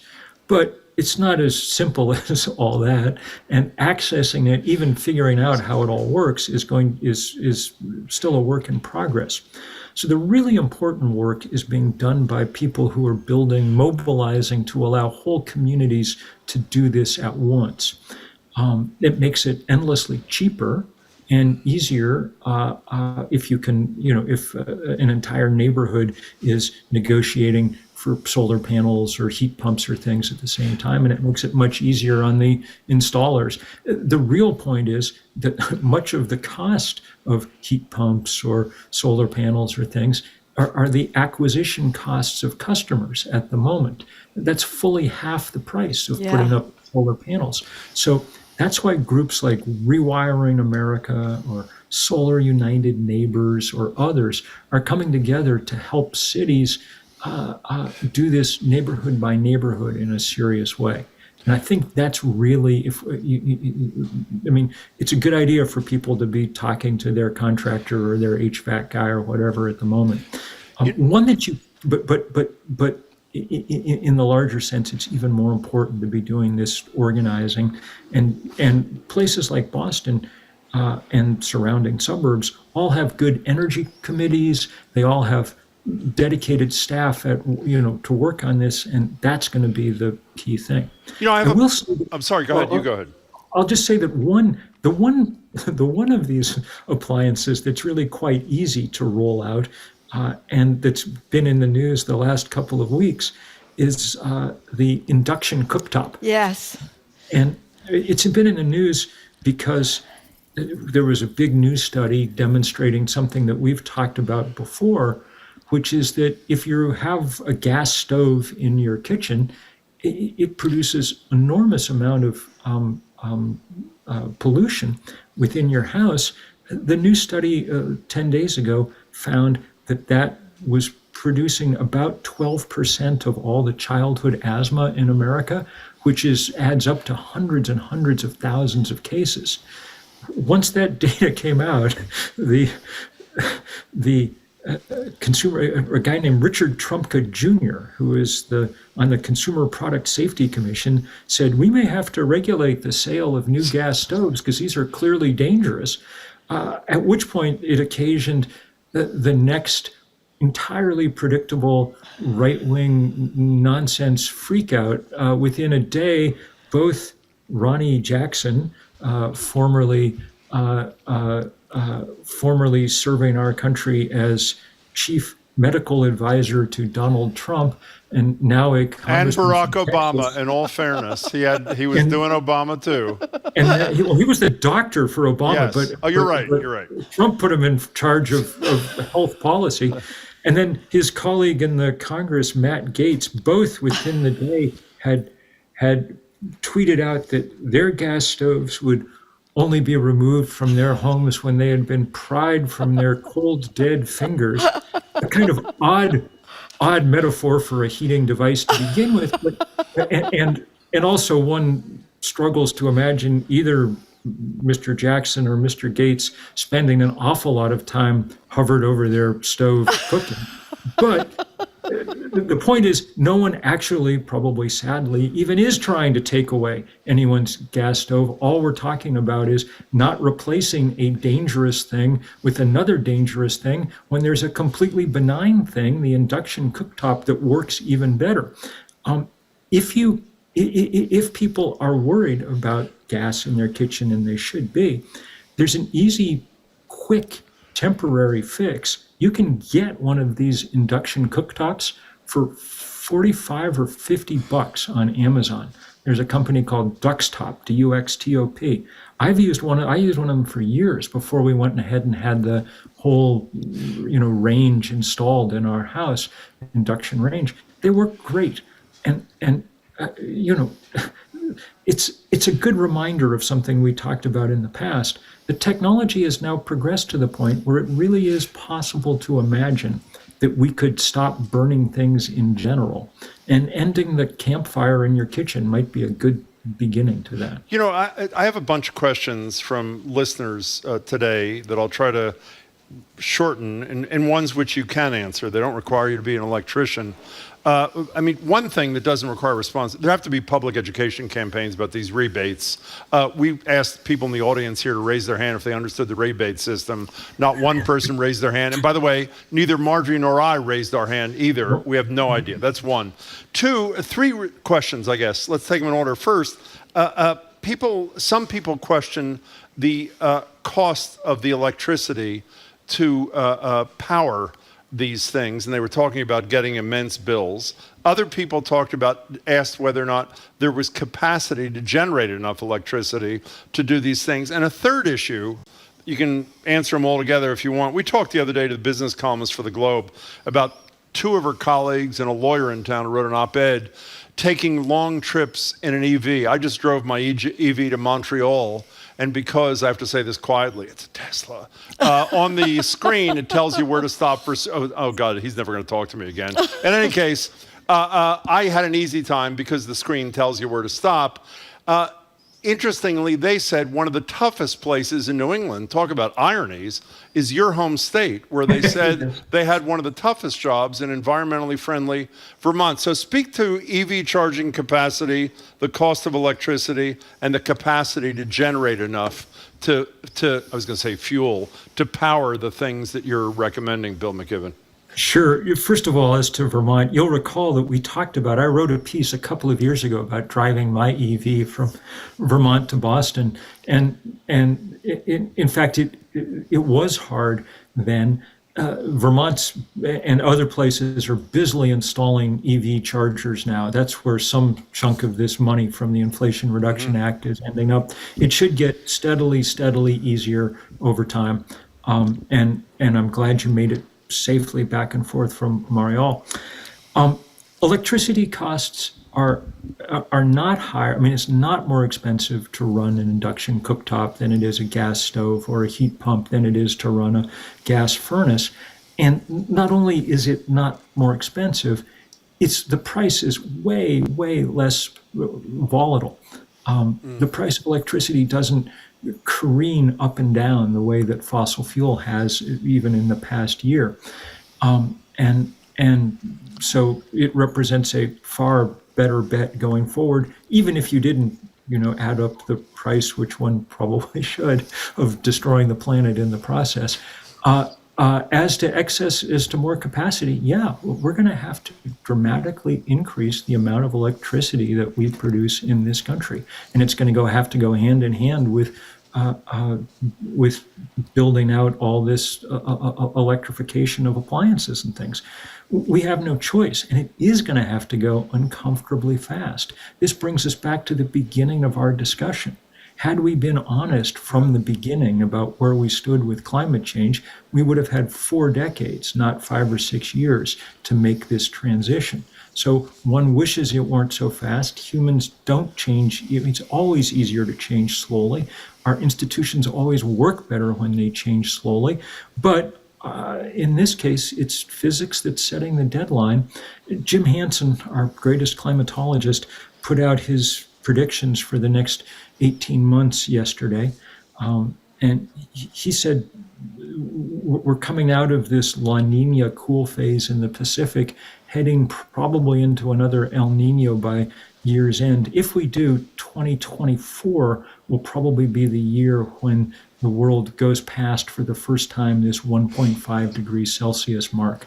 And so the extraordinary heat waves we've seen in the past year, place after place after place, which came in a period when the world should have been a little bit cooler, will only be magnifying. That's the most basic of bottom lines here. Bill McKibben, can we end with something that's a little bit positive anyway? I think the story about the ozone layer recovering. I mean, it's not obviously like going up against the aerosol spray cans isn't like going up against the fossil fuel industry, but it is something.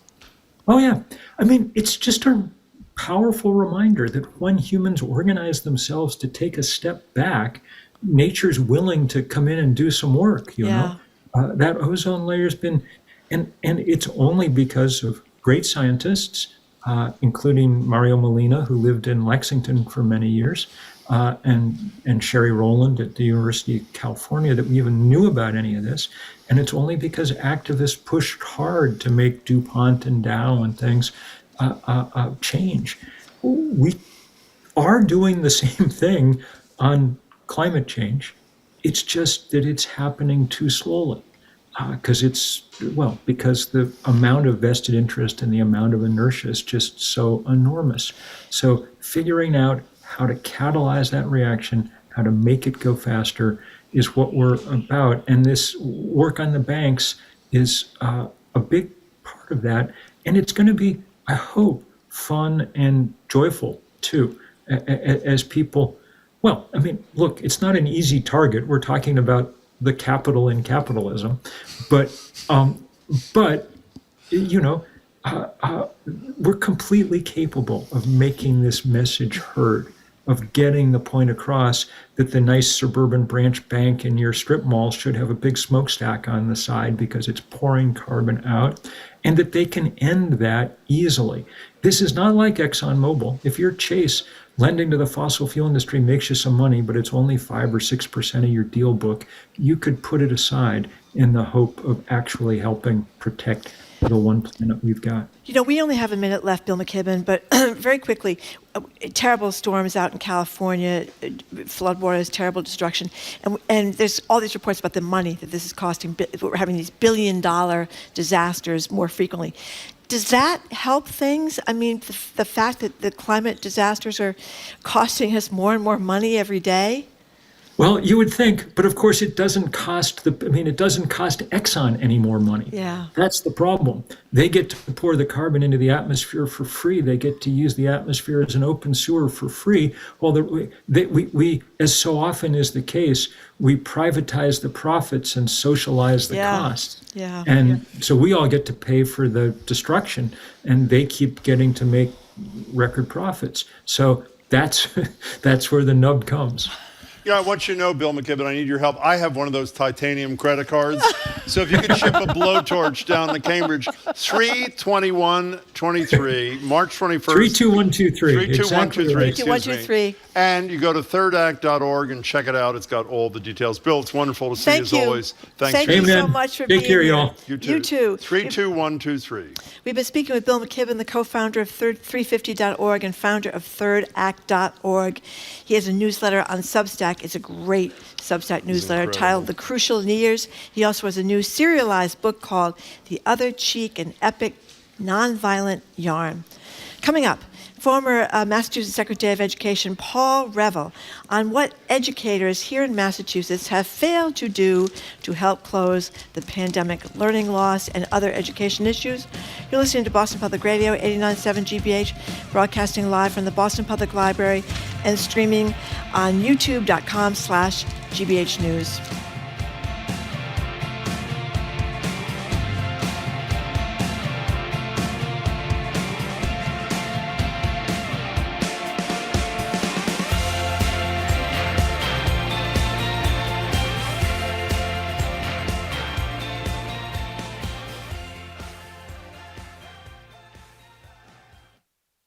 Restaurants are a vibrant part of our local economy, but they're also largely powered by low-wage and immigrant labor, vulnerable to exploitation and trafficking. Le multiplican el trabajo, no le pagan bien.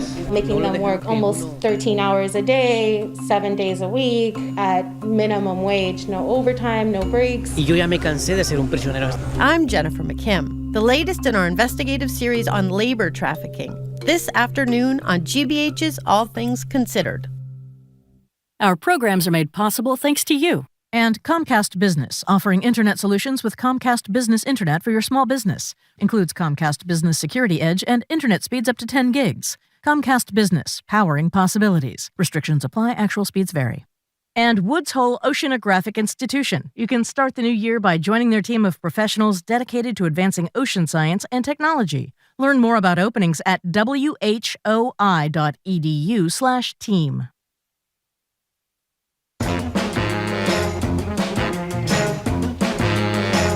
Welcome back to Boston Public Radio. Jim Browdy and Marjorie Egan. We're live at the Boston Public Library, streaming on youtube.com/GBH News. Speaking of streaming on YouTube, there are actually a couple of interesting posts on YouTube, Marjorie. Cinnamon, with an S. Wow, this is a different experience to watch the show versus listen. Marjorie is very animated when she talks. I assume that's I don't know. I didn't write it. Cinnamon wrote it. And secondly, Eric is really spot on. Eric is watching on YouTube, says you're set, and that means the area in which we're working looks like a hospital waiting room. I would say on a good day, it looks like a hospital waiting room. But the good news is it is about to be replaced, actually, by a, not right. immediately, but soon, by it's going to be very, very hip, very trendy. It will not look like a hospital waiting room. In any case, we're joined by Paul Revell. He's the former Secretary of Education, professor at Harvard University's Graduate School of Education, where he also runs the Education Redesign Lab. His latest book, co-authored with Lynn Sachs, is Collaborative Action for Equity and Opportunity, a practical guide for school and community leaders. Hello, Paul Revell. Hello, Jim and Marjorie. Good to be with you no matter what set you're on. Exactly. Yeah, I don't think it's that bad. I think it looks great. I think it's a little bit worse, actually, but that's fine. Okay. So, Paul Revell, I guess we missed this by a couple of decades here. We could have all been in school when we didn't have to worry about handing in any term papers. We could have just used AI chatbots. What is an AI chatbot, and why is it causing universities and high schools to be concerned about the writing that they're getting from their students? Well, it sort of burst on the scene in the past 3 weeks, but we've known it's a long time in coming because we've seen artificial intelligence developing in a variety of ways. This is an artificial intelligence device or website that enables, in very natural language, the internet to respond to questions of any kind, to prompts of any kind, to write essays, to write directions to things, to respond to a whole host of different prompts that has now come on the scene as a whole and in a way that is very threatening, I think, to educators and existing practices, and has created a big dilemma within the education community as to whether this is something to be resisted or something to be embraced. But it's changing the nature. I'll tell you an experience I had when I was first introduced to it 2 or 3 weeks ago. I was with my son one evening, and he said, "Dad, think of a question you might ask your students." I teach graduate level students, master's and doctoral students at Harvard. "Think of a question you might ask your students in class as a prompt for an essay they would write." So I gave him a prompt, and within 5 seconds, an answer came up that, honestly, if I were grading it, would have been in the mid-level of what I would typically have gotten from my master's students. 5 seconds, right before my very eye, just filled it out. Now you can do that. You can do that in different voices. Like a B+, you mean? Yeah, something in that range. Right. It could have been. And I don't know where I could possibly have. We used to have mechanisms where you could check for plagiarism because, these were recorded documents, and you could. But a generated document that comes up immediately, very difficult to check for. Although I guess they're developing devices. So suddenly it's called into question. How are we going to proceed? How are we going to utilize this tool or respond to it in education? By the way, we did this ChatGPT thing with Andy Ihnatko a couple of weeks ago, and I did what you did with your kid. I'd never heard of it until then, and literally it was like 3 weeks ago, and just dictated something, one sentence, or typed it into the computer. And forget your PhD students, it was better than anything I could have written in 2 hours, much less the 5 seconds, for which it took to come up. A really good piece was written. This guy's name, it could be a woman, AJ Jacobs, in The Atlantic, about the dangers of this, how are we going to get around this, what do we do, how do we, do we have kids write their first drafts of essays in class by hand, etc. He also says, when I step back from it, and you said your line a minute ago, Paul, was, or do we embrace it? He said, this may be actually a good thing. I don't understand how any part of this is a good thing for the growth of the kid who uses it? What am I missing? Well, I mean, we've just leapfrogged our expertise as educators. We've leapfrogged our ethics. We've leapfrogged our, capacity to deal with technology in classrooms. So I think the answer to that's still unclear. But I agree with you. I've always thought, as somebody, I used to be an English teacher way back in my career, that good writing is all about good thinking. And getting clear on what it is you want to say. I typically find that when I have essays that are problematic, it's not so much the sort of mechanics of writing as it is people are confused in their thinking. So how do we teach young people to think more clearly, logically, and to be able to record their thoughts persuasively? And I think that's what it's about. We have to rethink this. So, for example, instead of asking students to write an essay as a matter of homework, which now they could go to ChatGPT, I suppose you could bring in an essay that ChatGPT would have written and start to ask your students how you would improve upon it, or how you would write another draft after that.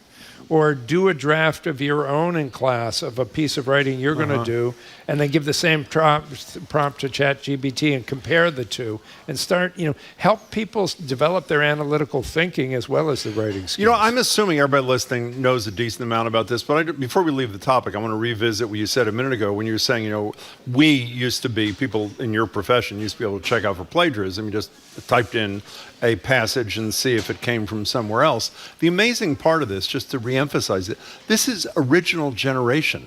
You give an idea and this thing thinks and writes in a matter of seconds an original work, which is obviously uncheckable in terms of plagiarism because it's a first impression, right? That's right. Although I understand there are tools coming along to do that.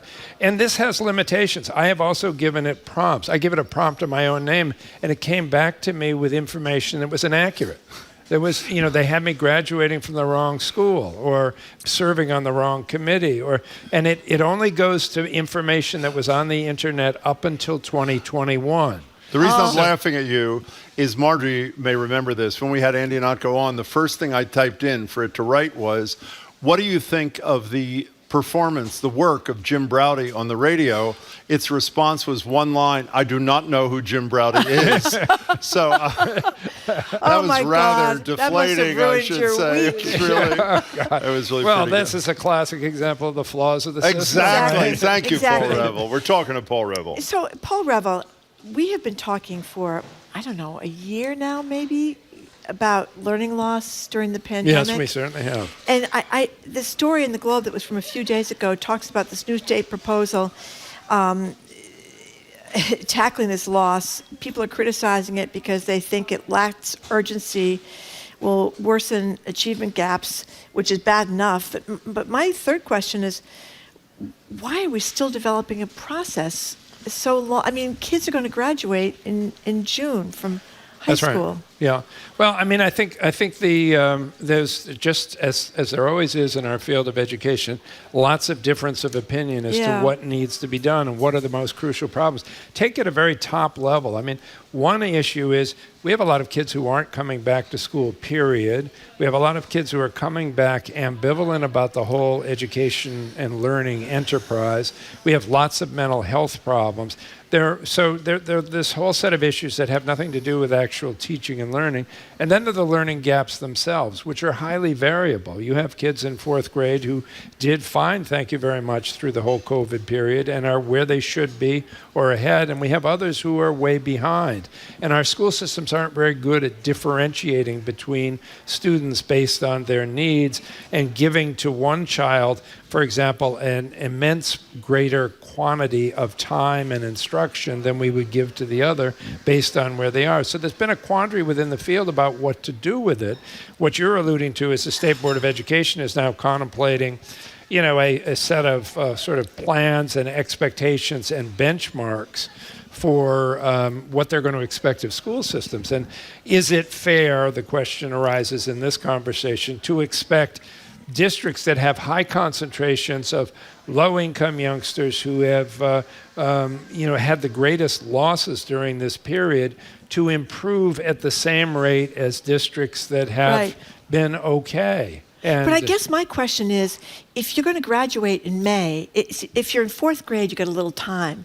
If you're a senior, we before we had MCAS, we would talk all the time about kids graduating from high school, unable to read or write English. They were often second language learners, or they couldn't figure out. Remember the famous thing about the job application for the fish plant, Groton fish plant. In Gloucester, yeah. I guess that's what I'm worried about is people graduating from high school who are not going to go to college, but are totally unequipped. They don't have those skills.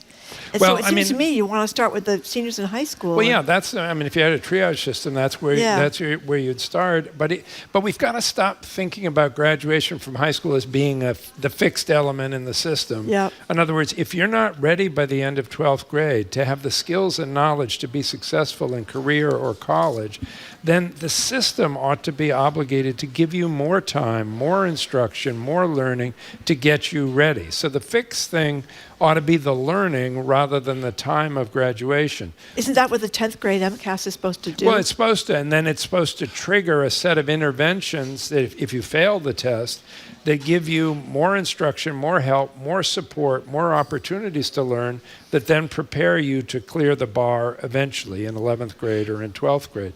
Our education system hasn't been strong enough, in my view, in responding to the needs of students who aren't up to par. After all, MCAS is just a 10th, the bar we're talking about is a 10th grade standard. Right. To put it in perspective, 2/3 of our students going on to community colleges pass the MCAS, but need remediation before they can take regular courses at community college. So it's not that high a bar.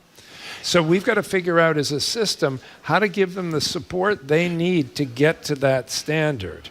But by the way, we had Deval Patrick on the other day at the Embrace. 16 years ago, he started with us on Ask the Governor, his first appearance on Ask. I know for a fact, on the first appearance, we talked about the achievement gap that you're talking about, that we're talking about now. So long before COVID, this was an issue. And it seems to me as a layperson, when I was reading the story in the Globe that Marjorie's referencing, that the proposal that went before whoever the body is, who was it? The State Board of Education. State Board of Education essentially baked in the inequities that existed even before COVID. The goal was to get back to the 2019 level. Right. And it seemed to me to be so incredibly poorly thought out, not to mention lacking a sense of urgency. So let's assume you were the Secretary of Education today rather than in the past. What would your reaction have been to this proposal? Well, my reaction would be, it's less about what we're going to set at the benchmark and more about what kind of help and assistance and incentives we're going to give to systems to broaden the range of services and supports they give to young people. Did it pass the test on that issue? I didn't see that in the proposal. In other words, to me, we've had like the equivalent of an earthquake in the world of education. Yeah. And we want, now there's talk about, well, let's get back to 2019. Well, let's not have any illusions about 2019. 2019, there were huge achievement gaps already. Exactly my point, right. And they've gotten wider. So it doesn't, we need to get back there, but you don't get back to 2019 levels, let alone go further in closing achievement gaps, simply by saying, we're going to set a higher bar and we're going to punish you if you don't get there. Whether we're saying that to students or whether we're saying that to school systems, what we ought to be saying is, what's going wrong? What else do we need to do to get people better prepared? Why were there gaps in 2019? And now those gaps are worse, and what do they need? So, for example, maybe everybody needs summer enrichment. They need the opportunity to learn and engage and do constructive, enriching activities during the summertime, which those of us who have privilege opportunities we provide routinely to our kids, but others don't. Maybe some of this money should be poured into giving everybody that opportunity because we know it matters to student achievement in the long run. By the way, just before we move to the next topic, one of our colleagues did a little checking. There are already apps and software in the works to combat the misuse, as you mentioned, of ChatGPT. Yeah. Planet Money's newsletter today says 22-year-old Edward T. and TI CIAN, released an app in early January to combat misuse. He named it GPT-0. It basically uses ChatGPT against itself, checking whether, quote, there's zero involvement or a lot of involvement of the AI system in creating given text. So I guess they can do something. I think it's one more example of how this whole field is evolving faster than we keep pace with. We're talking to Paul Reville, former Secretary of Education in Massachusetts, now at Harvard. This is a wild story. Well, before we get to that, we talked about this with Michael Curry yesterday about affirmative action maybe ending because the Supreme Court seems to be not keen on affirmative action programs. I stupidly thought that colleges could maybe go around this, but I learned reading the story that colleges do a lot of solicitation. They look for lists of high-achieving kids in high schools from poor areas. They have people going out to meet with kids. All those kinds of things that enable them to find the kids to recruit may be ended too, so they may not be able to go around the Supreme Court? It's going to come after colleges if they make disproportionate efforts to recruit any kinds of subgroups, which will apply not only to the kind of people affirmative action was designed to benefit, but will apply, for example, to legacy admissions. Jared and things Kushner of that nature. Couldn't have gotten into Harvard probably. So, I mean, that's why New York Times had an article over the weekend entitled, it may change college admissions forever. Right. It may change early decision, for example, which is seen to favor wealthier students rather than just middle-class students. So I think it's going to be a major overhaul, the net effect of which is going to be higher education, particularly at the selective institutions around the country, are going to be considerably less diverse. And even at the non-selective institutions, because the kind of procedures that you're talking about that these institutions have used to make their student body more diverse, those institutions themselves are likely to get less diverse. By the way, Michael Curry, who we spoke about for people who are not daily listeners, former president of the Boston NAACP, on the National NAACP Board of Directors, and obviously his day job, if you listen, is he's head of the League of Community Health Centers. Here's what he said when Marjorie asked him yesterday about the impact of a ruling as sweeping, let's say, as the Dobbs decision on abortion. Every time I get a chance, I say there's a little black girl in Roxbury that's meant to find a cure for cancer. We'll never know her because she won't get into the college, because she won't have the academic rigor that prepares her to be that scientist, that physician we need her to be. That's real. Like, that's not exaggerated, unless we think white men are the only one with talent. A couple of things to say here. One, you can't say enough that one of the votes to get rid of affirmative action is a man without affirmative action would not have gotten into Holy Cross or Yale Law School. That would be the de facto Chief Justice of the Supreme Court, Clarence Thomas. It is appalling lack of self-awareness, which he has elevated to an art form. But after I talked to Curry yesterday, I did a little thinking and a minimal amount of research. It seems to me, and tell me if I'm wrong, there are some things that colleges could do that wouldn't violate even the most sweeping ruling. For example, we've talked to you a lot about how there's a trend in higher education to get rid of the SAT, standardized testing for admission. Yep. Standardized testing, from what I understand, again, please correct me if I'm wrong, isn't very friendly to lower income kids, for example, kids of color who don't have that privilege you described to hire a trainer or go into a course or that sort of thing. It seems to me that an across-the-board act like that is not directed at specifically at recruiting a select group of kids would be perfectly legal, even under the most sweeping decision, would it not? No, it would be, and in fact, it's why more and more colleges, there are about 1,800 colleges are doing it already, who have already abandoned. What do you mean, like in preparation for the bad news or something? Well, partly it came about as part of COVID, when it was harder for people to get to the tests or do the preparation for the test because they weren't in school and so forth. A lot of schools stopped doing it. There have been many schools prior to that time, but the movement in that direction, because people understand this is coming, has accelerated, so that there are more and more schools saying we're not going to require them, and that will, but it's not necessarily an unmitigated good thing. I mean, the purpose of SATs was to try and give us some standard across the board about whether people were academically ready. And since grades are highly variable depending on what district you're in, and there's all kinds of grade inflation issues, they were helpful. They shouldn't have been determinative, but they were helpful.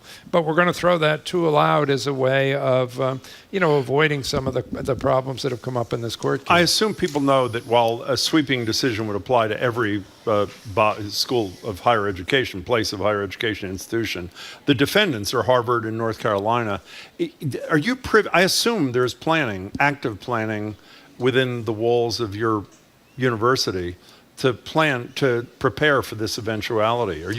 I'm not part of that planning, but there's certainly awareness and consciousness and talk about it. Just to take the last issue that you discussed, we became aware at the Harvard Graduate School of Education that we were one of the few competitive higher education institutions that were still requiring the GREs, the Graduate Record Exam. And so that's come into consideration. Should we continue to do that or not? Because it's affecting student applications, because students don't necessarily want to put them forward if they want a good chance of getting in and they've scored poorly. I have one last question for you. I know you're not a legal expert, but I don't think you have to be for this. And I know some schools have tried this, and actually something you and I have talked about for a couple of decades on the radio, rather than race being a factor, which is permissible under current Supreme Court law, how about socioeconomic things, which would capture not just kids of color who were low income, but obviously white kids too? Is that seen as vulnerable to Supreme Court strike down too? That has been an adjustment that some jurisdictions have made to previous affirmative action rulings, like the Bakke case at the Supreme Court, so that places like Texas, I think, where every school gets the top 10% of their people get into UT and so forth. So. But it's not clear that that's effective for racial diversity, and I don't know the answer to your question. Even if it's constitutionally permissible, it's not clear that it helps. I see. Yeah, but I'm not clear if that kind of even if low-income people as a category is covered under this kind of a ruling or not, would be an interesting question to ask a lawyer. Paul, good to see you. Thank you very much, Paul Revel. Paul Revel. Nice to be with you. We've been speaking with Paul Revel, who's the former Secretary of Education, the professor at Harvard University's Graduate School of Education, where he also runs the Education Redesign Lab. His latest book, co-authored with Lynn Sachs, is Collaborative Action for Equity and Opportunity, a practical guide for school and community leaders. Up next, our national security expert, Juliette Kayyem. We're going to talk to her about a lot of things, including a Republican politician who lost his election and then apparently hired hitmen to shoot up some Democrats' homes. You're listening to Boston Public Radio, 89.7 GBH, broadcasting live from the Boston Public Library and streaming on youtube.com/GBH News.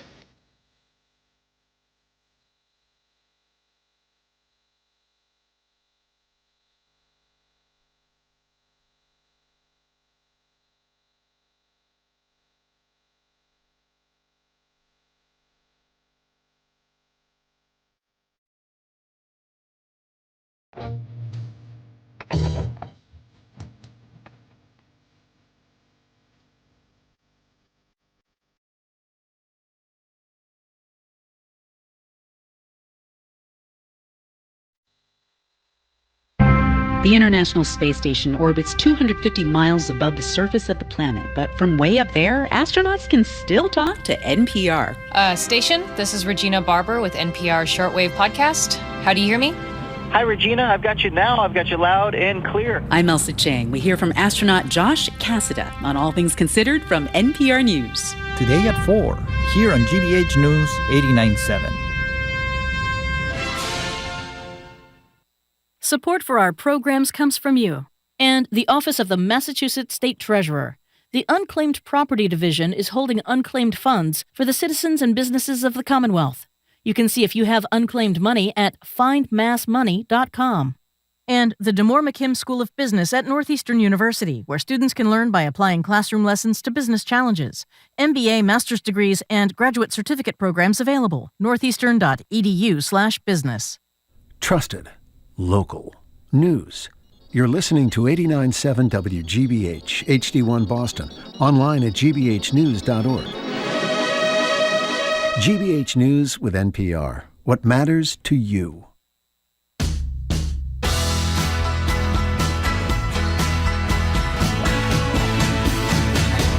Welcome back to Boston Public Radio. Jim Browdy and Marge Regan. We're live at the library, Boston Public Library, streaming at youtube.com/GBH News. Joining us now at the library is Juliette Kayyem. Juliette's former Assistant Secretary for Homeland Security under Barack Obama, the faculty chair of the Homeland Security Program at Harvard's Kennedy School of Government.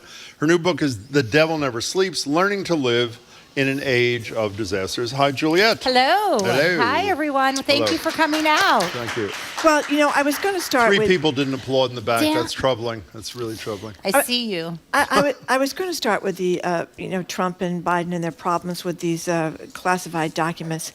But there's an incredible story that's kind of breaking out of New Mexico about this ex-candidate, a Republican, who's been arrested for targeting Democrats. Allegedly hiring hitmen to shoot up Democrats' homes. What's going on So here? this has been unfolding in New Mexico for a little bit. Penne was actually the Republican nominee. He's not just like some random guy who decided to run for state Senate, I think. Loses in a landslide. It was probably 73%. Yeah, I'm sure it's a Democratic district. And then insists from the beginning, everything's stolen, nothing is real, I won, he lost, but takes it so far and is a big adherent of Trump and the Stop the Steal movement, does not concede.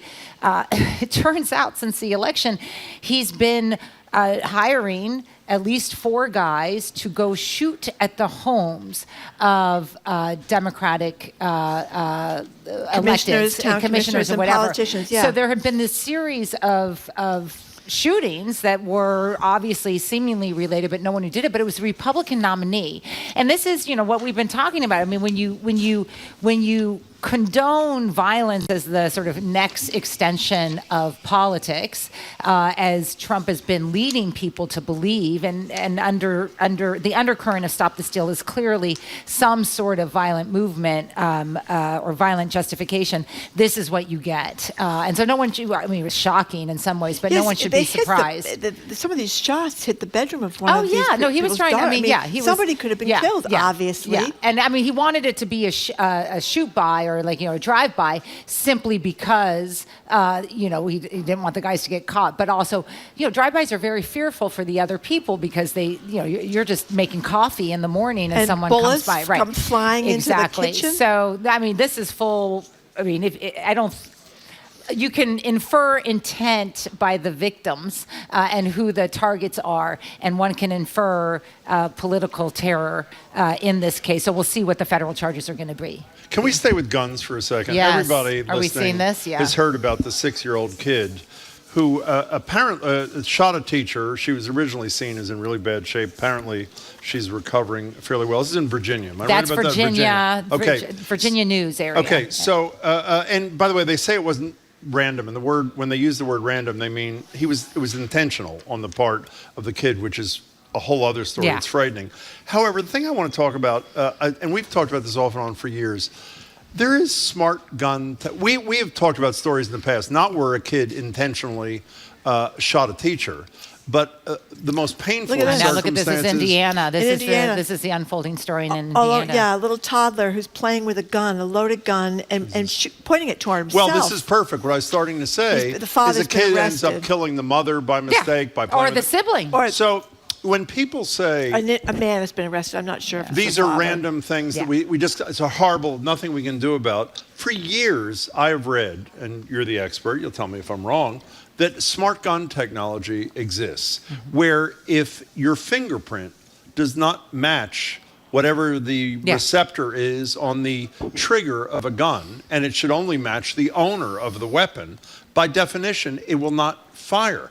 So there is a way to prevent any young person why are you making a face? Because don't you remember what happened to the gun dealer that started to sell them? they shut him down. I understand that. Oh, yeah. Why? Okay, I understand Why? that. Why do you think? Because it was giving in to the forces of anti-gun forces. But, first to answer the technology exists. Forget political will. Technology exists which would guarantee, if every gun was a smart gun, that no underage kid could ever fire a That's firearm. exactly right. Is that correct? Okay. That is the technology is there, and look, there's all sorts of technology that could limit it, and laws. I mean, the red flag laws. New York Times has a front story today that is basically consistently how these laws are are beneficial to keeping guns out of people. Can you explain what, I assume most, Marjorie Decker laws is the chief sponsor in Massachusetts. It became law the last couple of years. Explain what a red flag law is. So red flag laws, depending on how they're structured, so let's say the broadest kind of red flag law is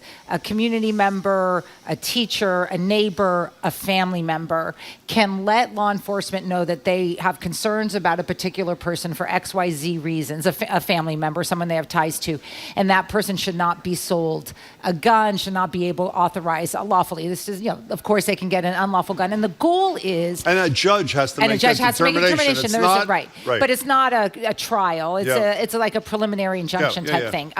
But the benefit of it is what you want to do is you want to delay the time it takes for someone who might be in a stressful, unhealthy situation for them to get a gun. And the more time you have, then the more time you have for some other sort of intervention.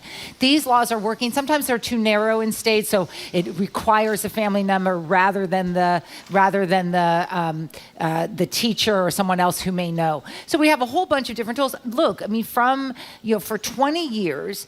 The NRA has abandoned responsible gun ownership as its mandate. It started that way, which was we have a responsibility for because we are gun owners and we view these as exceptional devices in a home. So even things like required lockbox safety boxes that would require it if you have a gun in your home and you have, say, a child under 12, right? That you would have to have a lockbox. And these aren't even required. Lockboxes, literally, you could solve so many problems with lockbox rules because it's these, as you said, it's these kids who either often in the handgun cases either don't know what they're doing or the consequences and dad has left it on the table and they shoot the sibling, or doesn't have any other means to deal with anger and then views a gun as the only way. Well, there were and suicide, a lot of course. According to the story from CNN, in 2022, there were 301 unintentional shootings by children, resulting in 133 deaths. And a lot of it is siblings. It's a sibling. Killing siblings. Next to, And they also point out in the same story that the most restrictive laws in states result not only in the least amount of gun shootings and deaths, but in the least amount of kids getting access to these guns. So these laws work. Right. The laws work, but they also, I believe laws set a floor. They're not going to change all bad conduct. They're not going to solve everything. But they also create an environment in which, let's take Massachusetts, for example, responsible gun ownership is actually beneficial. I mean, in other words, this to own a gun in Massachusetts is to also accept a certain amount of responsibility, one hopes. And so we have fewer of the sibling deaths, of the killing your mother on accident, or the kind of accidents that occur because you have a loose gun. It's just it's so obvious. It's one could get frustrated. Getting back, I don't want to belabor this, but I will for a minute. Your notion, Marjorie, come on, they shut down that one dealer that started selling smart guns. Was he in New Hampshire? I think so. Or Connecticut, or he was trying to do the right thing, and he was harassed. And he had to shut down his whole business. Yep. But it seems to me, I am guessing, I have seen no polling, I bet you that the average person in America has no idea this technology even exists. And the first step, it's sort of like our discussion with Bill McKibben a few minutes ago about publicizing how the rebate programs work so people access them. The first step to changing the law, which I know is not going to be easy, is let the average person who is watching that TV spot about the shooting and is shaking their head, which I hope is 95% of America, and saying, oh my God, how horrible is that? Well, there's a solution to it. And by the way, the lockbox, while it's great, I don't mean, again, the last thing I'll say, the lockbox, even if you use it, is a solution. You might forget to use it. You might forget to put. Doesn't matter if you forget anything. If you have a smart gun, by definition, nobody except the owner of the damn gun can ever fire. If it's stolen by somebody, most guns in the city are stolen guns. You can't fire it. If your kid can't fire it. So there is a solution there with the technology ready, and we just choose not to embrace it. We're talking to Juliette Kayyem. So Juliette Kayyem, there's a Proud Boys trial going on in Washington, D.C. 5 people are involved. What's going on? Seditious conspiracy is the charge.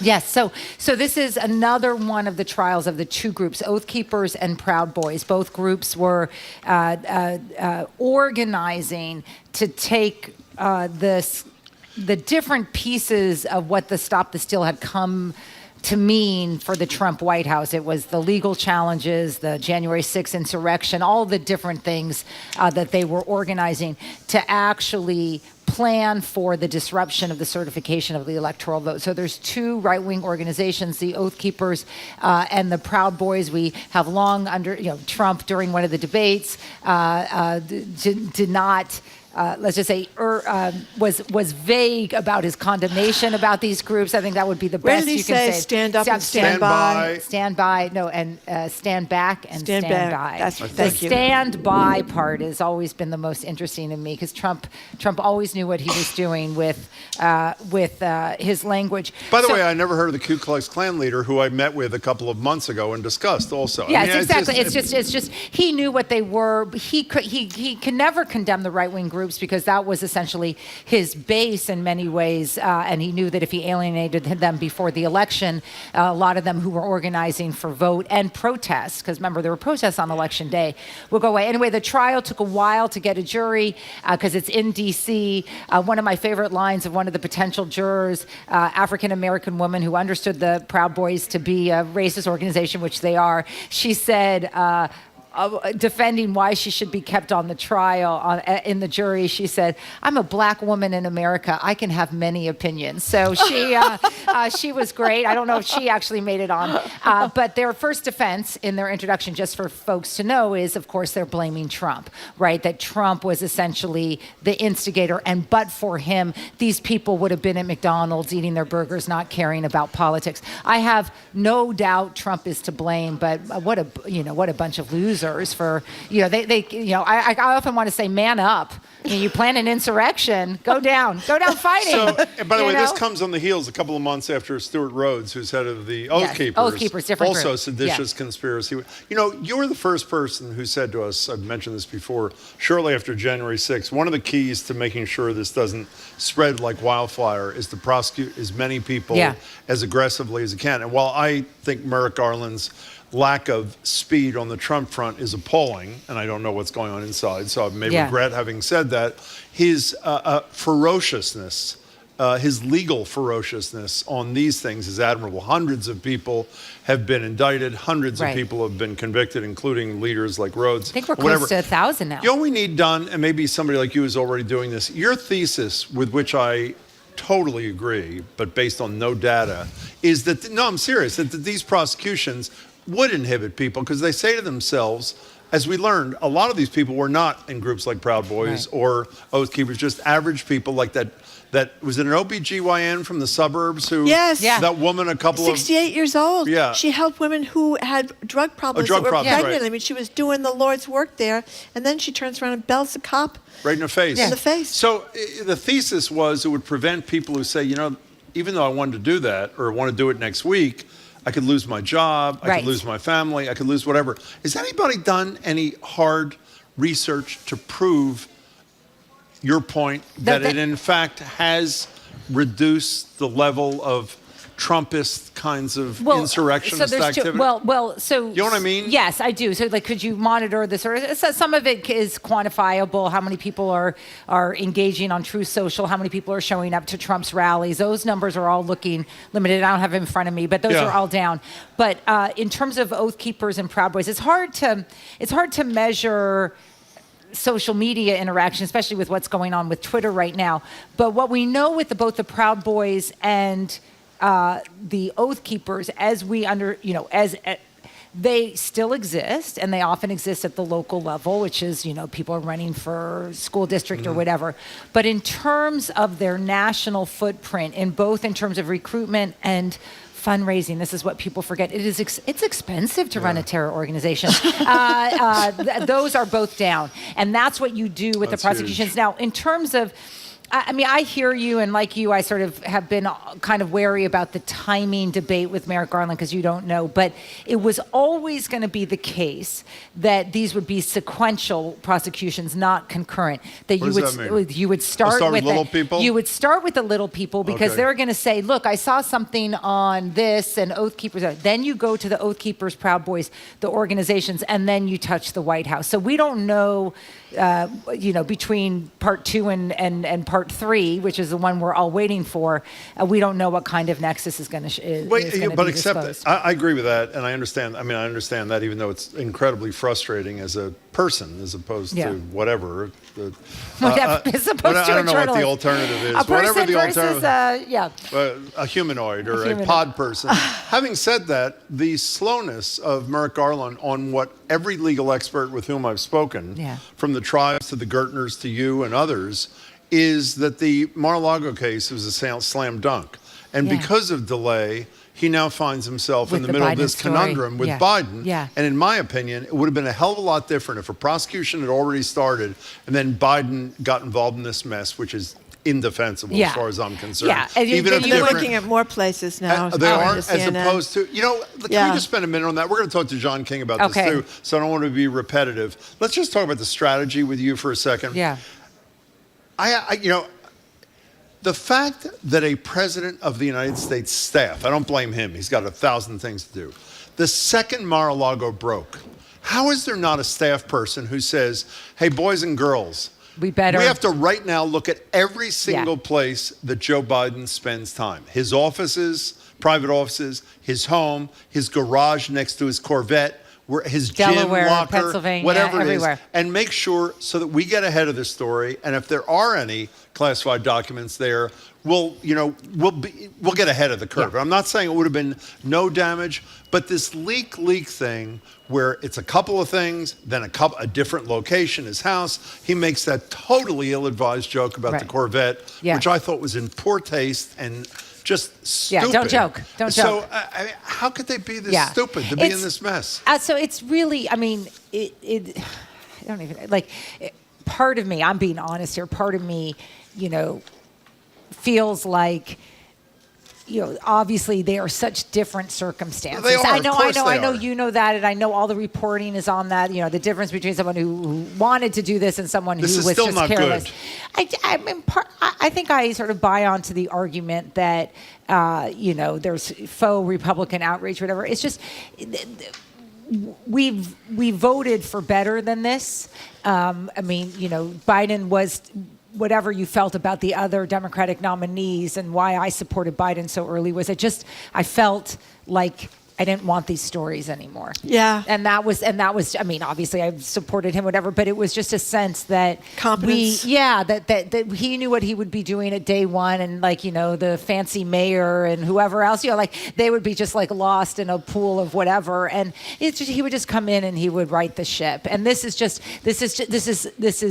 so different, but on the other hand, the fact that it's trickle, and goodness knows what happens next, and he can't joke about it. That's the thing that is frustrating. Is he? I'm sure his advisors are telling him, if you address it, then you validate it and you validate the comparison. No, what he can say is, this was a huge mistake, and what you haven't heard from the other guy was, I'm sorry, and I'm doing everything I can to figure out what happened, right? We haven't heard, the other guy is, these are all mine, and what's your problem? But we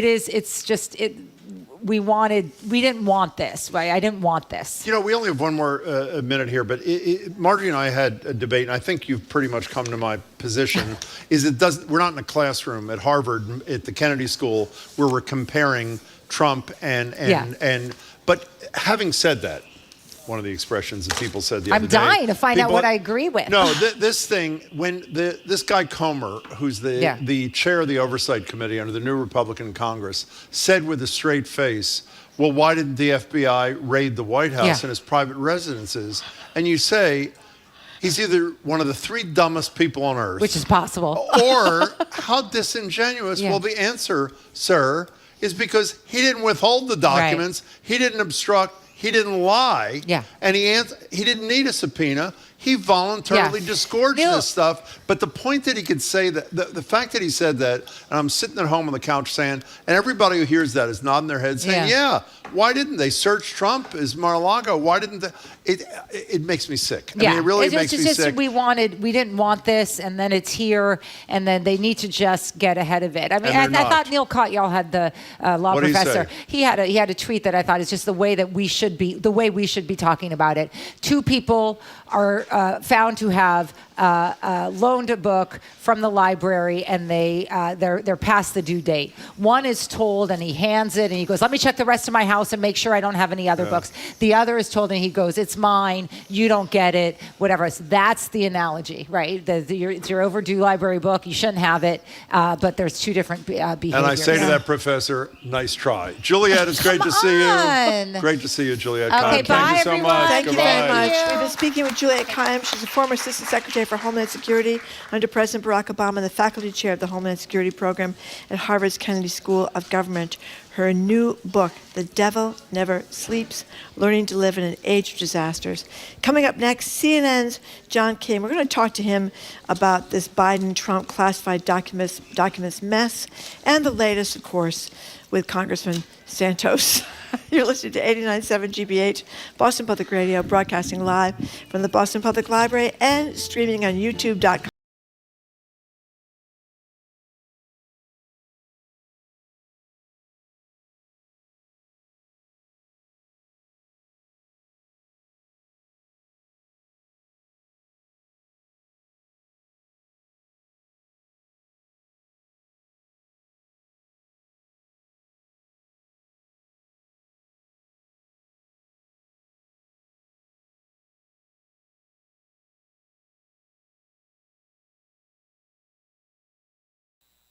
Join GBH on Thursday, January 26th for The State of Race, the Latino Housing Crisis. We'll examine the challenges Latinos face in finding affordable housing, from low wages and language barriers to predatory lending and the soaring cost for a home in Massachusetts. Join virtually or in person at GBH's Boston Public Library studio. RSVP now at gbh.org/State of Race. Produced with partners the Latino Equity Fund, the NAACP Boston branch, the Boston Globe, and GBH World.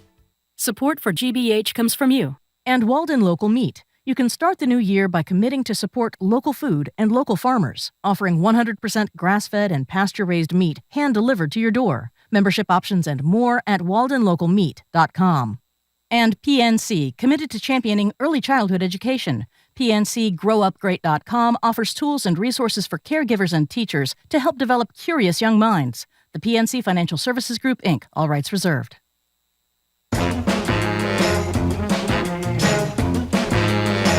Welcome back to Boston Public Radio. Jim Browdy, Marjorie Egan, live at the Boston Public Library, streaming on youtube.com/GBH News. We're joined now on Zoom by CNN's chief national correspondent, John King, host of Inside Politics, weekdays at noon. Hey there, John. Happy Tuesday. Busy Tuesday. Busy Tuesday. Well, very busy Good Tuesday. to you, too. So, John King, usually I do the first question, but Jim says he came up with a brilliant new angle on President Biden. I don't want to talk about and Biden. the classified documents. Let's get to that later. Oh, we're going to get to that later? Yeah, we are. Okay. Then we're going to talk about the latest with... I shouldn't laugh because it's not funny. George Santos? No, that wasn't what we were talking about. That's okay. We can start with George. No, it's okay. It's fine. Well, why don't you start there, No, it's Jim? kind. Remember we had a meeting this morning to Yeah, discuss, I do. hey, John King's going to be on. What should we talk about? We're talking with Biden and Trump and the classified documents. No, not really. But go ahead. Let's do George Santos first. Okay, George, sorry about this, John. It's very embarrassing for you to witness this back and forth. Who am I and why am I here?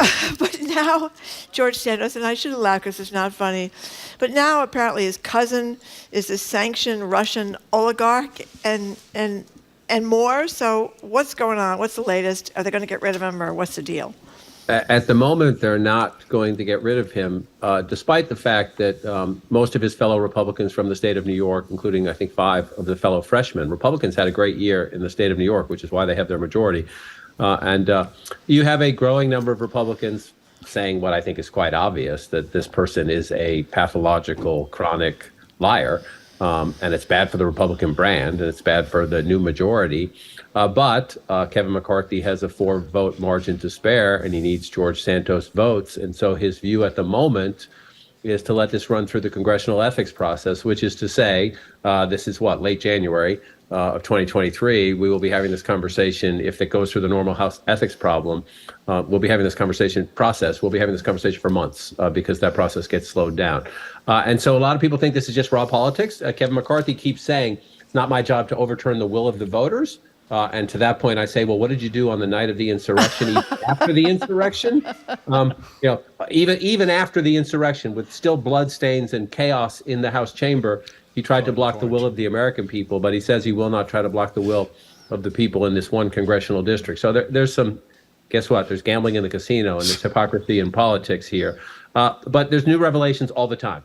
So there are criminal investigations by prosecutors. There are agency investigations, including the Federal Election Commission. There will be a House ethics process. But as we talk today, he is still a member of the House Republican Conference.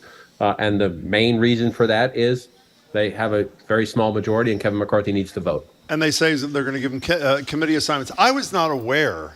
I don't know how I missed this, because I consider myself a Santos scholar, John King and Marjorie Egan, that one of Santos's staff members impersonated McCarthy's own chief of staff when he was trying to get campaign donations. Did I get that right, or am I missing something? No, you got that right. And Kevin McCarthy says it's forgiven, which again gets you to the politics of the moment. Look, George Santos, I don't believe he is long for the political world. The question is, how short will that tenure be? Look, listen, if you had a special election, Democrats could win that seat anyway, given all the bad publicity for Republicans. The Republican calculation is that if you have a special election soon, they would lose. Maybe if they stretch this out for months and then do it, it's a better climate. It's essentially a borderline district, maybe narrow Republican district. But so that's what this is about. And every day we learn something, almost every day anyway, we learn something new and just mind-boggling about a guy who is a serial liar. John, one last thing about Santos is I think most people listening know that in appropriate districts, at least according to Republican campaign consultants, it's not infrequent that if you want to trash your Democratic opponent, you put Nancy Pelosi in the ad, because who do you hate most in this red district? I hate Nancy Pelosi. So Nancy Pelosi is John Doe, the Democrat running to represent you in Congress. It would seem to me that if I was Kevin McCarthy, and maybe he has a sense that the longer this plays out, while you say they may hope that it becomes less of an issue back home, the longer it plays out, it would seem to me that for people who don't obsess on these things like the three of us do, George Santos does become the Republican Party. And I'm assuming come 2024, if he's there for a while, it's not Nancy Pelosi is your candidate, George Santos is your candidate, Donald Trump is your candidate. Isn't that a legitimate fear? And don't they have it, or do they just see 2024 is so far away, we'll worry about it when we have to worry about it? I think the last part is key. They see it. The smart ones see it. You take George Santos again, the new Speaker of the House defending George Santos' right to be in the United States Congress after he lied to his constituents throughout the campaign. Lying is, you're going to see ads saying that, the Republican Party, their new brand is lying. Lying, cheating, trying to steal elections, lying, cheating, trying to steal elections. Yes, there's no question. The thing we don't know, Jim, is if you're Kevin McCarthy, you have to live moment to moment because your majority is so small and because you just had to make so many compromises to get the speaker's gavel that any number of members to your right or your left, if we still use those terms, could take you out at any moment. So you are living literally hour to hour, if not minute to minute, in Kevin McCarthy. And then you raised the key question about 2024 is this a Trump-Biden rematch? Do we have a completely different race where the Republicans nominate somebody else for president? What does the economy look like? Is COVID truly in the rearview mirror, or are we going to have another, something come up this weekend? What's the status of the Ukraine war? Anyone who tells you they understand what the climate is going to be like in 2024 is winging it.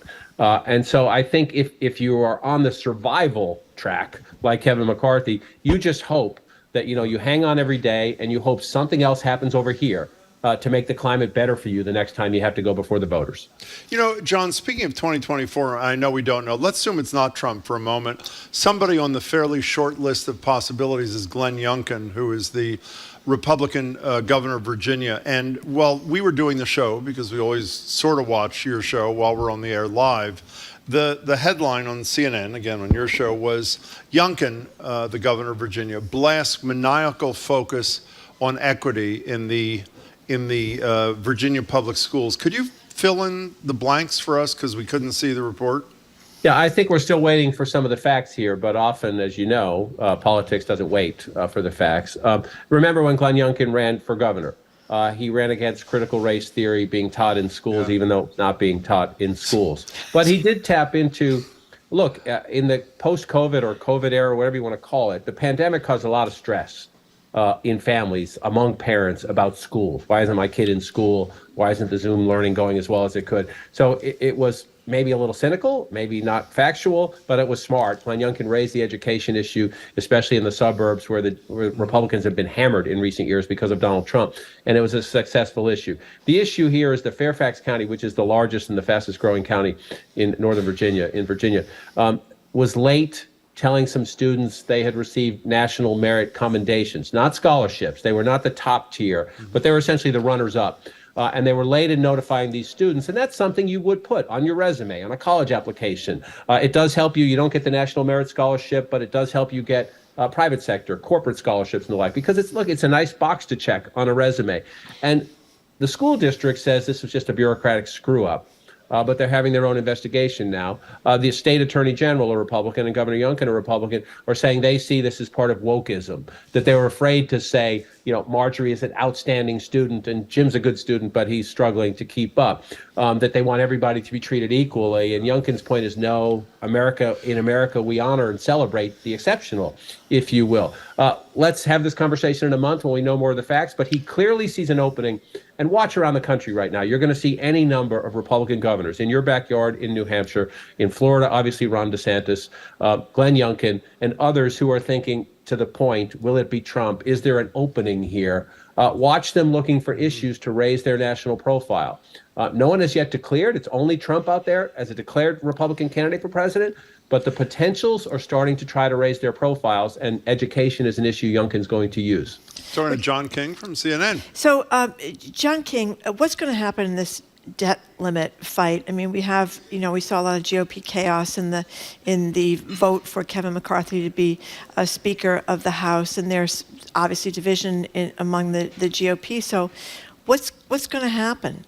Is it going to be wild and crazy, or are we going to pay our debts, or what? Yes. Well, to the wild and crazy part, I think that is almost without dispute. I would be shocked if we didn't end up at the brink. The question is, do you go over the brink? Does the United States government default? Do we have a government shutdown in some fight over, there's the debt limit issue, then there's the government shutdown issue. So what will the brinksmanship be here? The question here on any number of issues, whether it's Biden investigations, whether it's big policy differences, and this one here about the debt limit, is how far do the House Republicans go in exercising what they believe is the respect they should have? And so let me answer it this way. They did win the House, yes, by a narrow majority. But the American people gave the Republicans the House. So the Republicans believe there's a Democratic Senate, you have just barely Republican House, just barely Democratic Senate, and a Democratic president. The Republicans believe they have a legitimate seat at the table to say, we want to shrink spending, we want to rein in spending. They have every right to make that case. They did win the House. The question is, can you then try to broker a compromise? Where can we find a little savings here and a little savings there? And the Republicans can say, with our narrow majority, look what we did. We have a down payment on fiscal restraint. Where might Joe Biden, who wants to run for re-election based on everything, might he say, this is smart for me politically? I'll give them a little. I'll give them a little. But is there a climate where the Democrats will say, here, yes, you won the House. Here are some modest spending reductions or some new restraints on spending. Now let's raise the debt ceiling. If that happens, what do the Republicans do? Because a great number of them, we know, are just going to vote no. They did even when they were in the majority. Yep. They vote no. And so this is a test of the new speaker. It's a test of the more centrist Republicans. There are 18 of them, I believe, who go home to districts Joe Biden won. Can they just give the Democrats enough votes and all the other ones scream, and enough Republicans give Democrats votes and they raise the debt limit? I don't know the outcome of this, but I do think that the wild and crazy part is almost guaranteed. The ultimate outcome, I think, is going to be interesting over the next month or so. We should clarify one thing for people. All this debt limit stuff, and I have to say it's confusing to me too. But the one thing that's not confusing, I hope I get this right, that is really important for people to know, for people who say, well, I do subscribe to the notion that we should control government spending. This is not to authorize more spending. This is to pay the bills that the Congress has already spent money on. I mean, that's what's so incredibly disingenuous about this whole fight all the time, John King. Right. And so if there were an honest debate, what the Republicans would say is, this is all debt in our rearview mirror. I do not want to default. This is a credit card bill. Of course I don't want to default. But we all need to look around the table and realize, going forward, we need to spend less money so that this is less severe of a problem going forward. We need to start down payment. And the president said just yesterday, he called the House Republicans fiscally demented yesterday. I hadn't heard that. Yeah, in his Martin Luther King speech yesterday, he said they're fiscally demented. And he made the point that the annual deficit has actually gone down over the last couple of years. As you know, part of some of this is the Biden administration's doing. Some of it is good fortune. As the economy comes out of the COVID funk, there's more revenue coming in. But he's right on the facts about that. So the question is, I'm a broken record, guys, but can we have an adult conversation about this and give the Republicans a little and then solve it? Or does it all blow up? And I think the history of Washington in recent days and years is the latter, but we'll see. So, John, before you go, Marjorie and I talked to Trenny Casey earlier today about a bad night for the former hometown kid, greatest quarterback of all time. Now, everybody knows John's from Dorchester. I don't know if we've asked you, are you still a Brady fan, even though he abandoned? You are, okay. So how painful was last night for Dorchester's own John King? I don't really have a horse in the race, but I have such admiration and respect for Tom Brady and gratitude as a New England fan for what he gave us over the years. Look, he's still playing at a high level. He did not play at a high level last night. He looked off last night. If you look at the season, he's playing at a high level. And he had a lot of tough personal turmoil this year as well. So I think it's a fascinating decision. Does he come back for another year in Tampa? Does he go? There are a number of places where he could go that would, take Tom Brady to put people in the stands. He is still the GOAT. And for a 45-year-old guy, he played at an incredibly high level, still top 5, top 6, top 10, definitely quarterbacks in the NFL. Is it done? That's up to him. I saw last night he looked lost at times last night, and I think he said the right thing after the game, where it's like, I'm going to go home and try to sleep, and I'll deal with this one down the road. I hope he comes back. I'm a big fan. Fair enough. John King, as always, wonderful to talk to you. Happy Tuesday, and talk to you soon. John King, thank you very much. Thank you, John King. We've been speaking with CNN's chief national correspondent, John King, host of Inside Politics, weekdays at noon on CNN. And we speak with him every week, and we watch his show every day. You're listening to Boston Public Radio, live from the Boston Public Library. Coming up, this intrepid reporter from New York tried to live a day without plastic. And tragically for him, 10 seconds into his experiment, he'd already committed a violation. We're going to talk about, can you possibly live without plastic in the United States of America in 2023? I think the answer is an undoubted no. But we're going to talk about that up next. 89.7 GBH, Boston Public Radio. We are streaming on youtube.com/GBH News. And like I said, we're broadcasting from the Boston Public Library.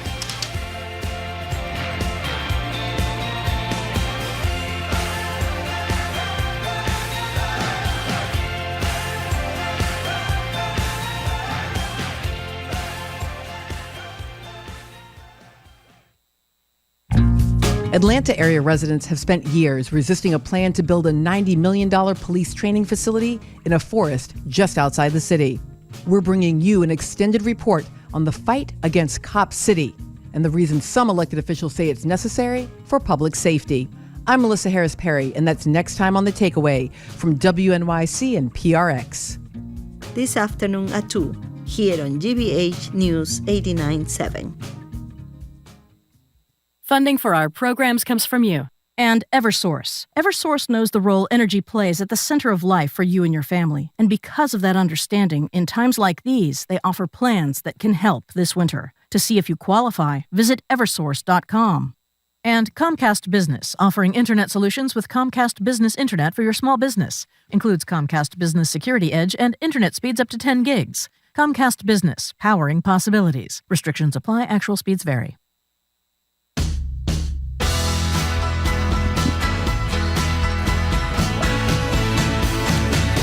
Welcome back to Boston Public Radio. Jim Browdy, Marjorie Egan, live from the Boston Public Library, streaming on youtube.com/GBH News. We'll be back at the library on Friday, as we always are. We started the show talking about the things we could obtain to make our lives more sustainable. Induction cooktops, electric vehicles, heat pumps. We'll end the show talking about the things we all should give up for the betterment of the planet and our own health. Things like plastics, red meat, sugar.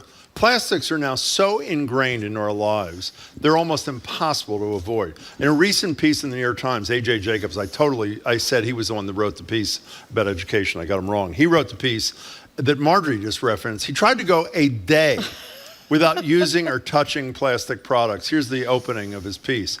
I opened my eyes and put my bare feet on the carpet, which is made of nylon, a type of plastic. I was roughly 10 seconds into my experiment, and I already committed a violation. Want to quit sugar? Good luck. It's added to almost everything: yogurt, bread, canned tomato sauce. Skipping the beef in favor of fish? Get this one. New research shows that just a single serving of freshwater, locally caught fish is so contaminated with forever chemicals, those PFAS things, it's like drinking heavily polluted water straight from the tap. So it seems impossible and discouraging to try to be an ethical, climate conscious, not to say just healthy consumer in 2023. Is it for you, or have you just given up, preferring to stick your head directly into the polluted sand? The number is 877-301-8970. The plastics things, by the way, this piece that he wrote goes on and on. Every single thing he does. He asks his wife to open the door to the bathroom. Why? Because the knob on the bathroom door is made out of plastic. Coating. What else does he say there? Well, he can't use his regular toothbrush. I forgot. Or toothpaste or shampoo because they've all encased in plastic or made of plastic. So he went out and bought himself a bamboo toothbrush with bristles made of wild boar hair. Of course. Caught himself. Yeah, he said he had to get toothpaste. Instead of using a toothpaste, he had to get a jar of gray charcoal mint toothpaste pellets, which left this ash-colored spit taste in his mouth. He couldn't use the shampoo, of course, because of the plastic. He had a shampoo bar that didn't work that well. He couldn't use his razor because that was made of plastic in the bottom. I mean, he went right down the whole list. He couldn't use his deodorant. He had to switch to tea tree oil and baking soda, and he said it made him smell like a medieval cathedral, but in a good way. Do you remember, I don't know if it was it a Nova or a Frontline that we had the people on a couple of years ago when they talked about, you've talked about this a lot, that what we thought was recyclable in plastic actually isn't. The Frontline, thank you, Aiden, for telling us, you couldn't do it. And then the piece, I think Greenpeace was featured, I'm not sure, whichever the organization was, goes on to say, in fact, despite all we know about plastic, the production of plastic is about to expand multifold in future years. So we want to know if you've ever tried to give up any of these things, whether it's plastic, like this A.J. Jacobs, whether it's sugar, which I've tried many times. Do you know that sugar is in everything? Absolutely everything. You have to look at the labels. I understand that. It's in almost everything. But you can get yogurt without sugar in it. You have to look at the labels and see what's in it. And some of these things you have to tastes look at really good, by the way. It's got those chemical sweeteners in them, kind of thing. It depends what kind of yogurt you get. What are you getting? Face, F-A-C-E. Oh. Yeah, it's plain. Got none of that? Plain face yogurt. I'm not eating plain yogurt. Yeah. But go ahead. Okay. Well, it doesn't have all that stuff in it. But anyway, way back, people that we were dating ourselves, but people that saw this movie when they were a kid, The Graduate. It's one of the greatest movies ever made. Dustin Hoffman. If you haven't seen it, I think it really stands up. It's a riot. But anyway, Benjamin Braddock is just getting out of college, and he's floating around, doesn't know what to do with himself, and his parents that he can't stand are having this cocktail party, and this gentleman comes up to him. Jim, you got the sound in front of you. We do. This guy comes up to him at the noisy party and asks him, doesn't he ask him for some advice about what he should do? He just says, I've got one word. Here it is. I just want to say one word to you. Just one word. Yes, sir. Are you listening? Yes, sir, yeah. Plastics. Exactly. When the guy who says yes, sir, is like the 20-year-old Dustin Hoffman, who's now about 90. Oh, my God. In any case, great movie. 877-301-8970. So how successful have you been giving up something that is either bad for the environment or bad for your personal health? I have not done well, I'm proud of my EV purchase, so I did get rid of a gas guzzler. That's right. So that's one thing I was able to get rid of. Let's go to Sheila in Connecticut to start things off on 877-301-8970. Hi, Sheila. Hi, how are you? Excellent. Happy Benjamin Franklin's birthday. It is? Oh, my goodness. Yeah. Happy birthday, Ben. Yeah. Well, he made the adjustable catheter, the most important invention he's ever made, at least for men. You know what it's made out of? What? Plastic. No, it's not, actually. It was made out of metal. How horrible is that? Well, these days it's made out of plastic, No, I know it is. right? But go ahead, Sheila. Well, the reason why I'm calling is that in the state of Connecticut on, I don't remember, but like July 1st or something, they went to a ruling that grocery stores couldn't pack things in your groceries in plastic bags anymore. And so I do the pickup at a large multi-whatever company. Can I say the name? Sure. Anyway, it's Walmart. And I do my grocery pickup at Walmart. And so what they do is when I order fruits and vegetables and eggs and things like that, they wrap them in plastic bags and then put them in the paper bag to send home with me. So at the end of the day, I end up with like 14 plastic bags. Well, that's this A.J. Jacobs' point, is that's what you end up with regardless. So what do you do about that, Sheila? Well, what I do at this point in time is I take the plastic out and I fold it up and I'm trying to figure out a use for it. Well, that's very good. At one point, people were crocheting mats for the homeless out of plastic because it kept them up off the damp ground and all. Oh, that's actually a nice. I don't think I'll be doing crochet anytime soon, but it's a nice concept. Sheila, thank you for the call. We appreciate it. This AJ, and by the way, the recycle thing, it's only 1 and 2, at least around here, that can be recycled. So when you look on that, when they have the triangle and they try to fool you, 3, 4, 5, and 6 are not going to be recycled, just 1 and 2. And it's really disingenuous to put those triangles on there and make you think that you can recycle them when you can't. But in terms of what the last caller just said about being surrounded by plastic, the writer in this New York Times piece, this A.J. Jacobs guy, he wanted to learn about the new plastic zero waste kind of lifestyle and went out and bought a bunch of books and videos. And one of the books he bought, Life Without Plastic, the practical step-by-step guide to avoiding plastic to keep your family and planet healthy. It arrived from Amazon in plastic wrapped in plastic. So it is everywhere. It's really hard to get away from. Meredith in Rhode Island, thank you for calling. Hi, Meredith. Hello, Meredith. Hi, you're on. Take it away. Okay. Well, I love your show. Thanks. This is my second time calling. Thank you. And I'm trying to reduce my carbon footprint. Something that I did during the pandemic is I became vegan. I had been a vegetarian since I was 13. And then because of my beliefs, I have become completely vegan. And I hope that that's making a difference. I feel really good. I feel really healthy. I have a small animal farm sanctuary where I live. Wow! So I'm really living more of a purpose-driven life now, and I'm hoping to plant seeds so that other people do that as well, and maybe we can make a difference as far as sustainability goes. Meredith, what do you say to uninformed people like me who say that much of the vegan world that I have been treated to tastes, and this will aggravate half the audience, so I apologize in advance, but it's the truth, tastes like cardboard. What do you say to that person, that being me, Meredith? There are all kinds of wonderful recipes, especially I just had a Moroccan dish the other night that my daughter made that had eggplant in it and sweet peppers and really cumin and wonderful spices over rice. Love cumin. And it was absolutely delicious. And if you're worried about protein, you could always add tofu to that, and then the tofu is just going to absorb the really yummy cumin and all of the spices. Do you miss, hey, Meredith? It's really... Meredith, it's a great call. Before you go, do you miss what you don't eat, or are you okay? You're resolute. You sound really happy. Are you? I'm resolute. I don't miss anything. I don't miss any meat or animal products. Meredith, I admire not you. At all. I'm really glad you called. I'm sure a lot of people are. Thank you for your call. We appreciate it. 877-301-8970. You know, this story says that we produce about 400 million metric tons of plastic waste each year. And we tossed out. I don't even know what that is. I don't either, but it's a lot. It's a lot.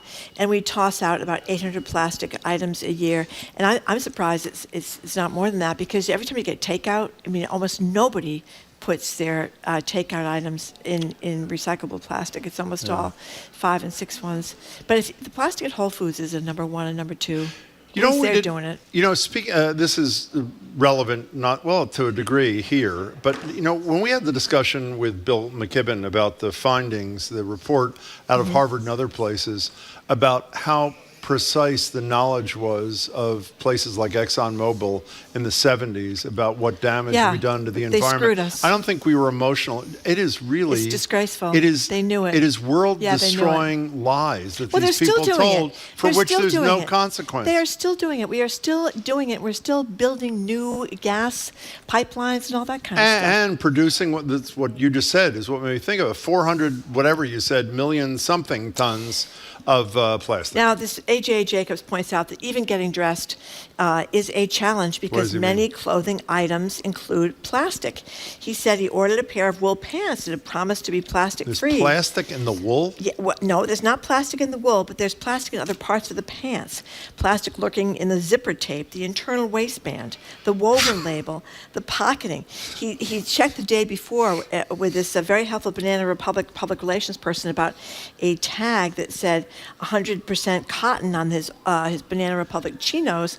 And again, they may have been cotton in the pants part, but in the other parts of it, they were not. They had plastic in them. He found a pair of underwear that did work out well, though. Blue boxers from Cottonique, made of 100% organic cotton with a cotton drawstring in place of the elastic, which is made partly from plastic. I didn't read the whole piece. I only read about 2/3 of it. But I assume a sane person would say, well, it's amusing what he attempted to do. Not reaching 100% plastic-free existence, but getting to 70% or 40% is a pretty important thing to do, even if you can't reach perfection. Let's go to Shrewsbury, where Lisa is on the phone. Hey, Lisa. Hi. Hi. So I just wanted to say that, my 92-year-old father, sort of sat me and my husband down at dinner once and was saying, I'll be gone. It doesn't affect me, but it affects, my generation. I'm in my 30s and the future generations. And that had a profound effect on me. And I, too, bought a EV. We put solar on the house. When I go shopping, I use paper bags instead of the plastic ones that they provide. And same thing like the previous caller. I don't do that shopping for you thing because they wrap everything in plastic and it makes me, furious. And, I use a product called Plain Products for my shampoo, conditioner, lotion, face wash that is made, comes in an aluminum bottle. Then you use it all, ship it back, and they'll refill it and sell it to another person.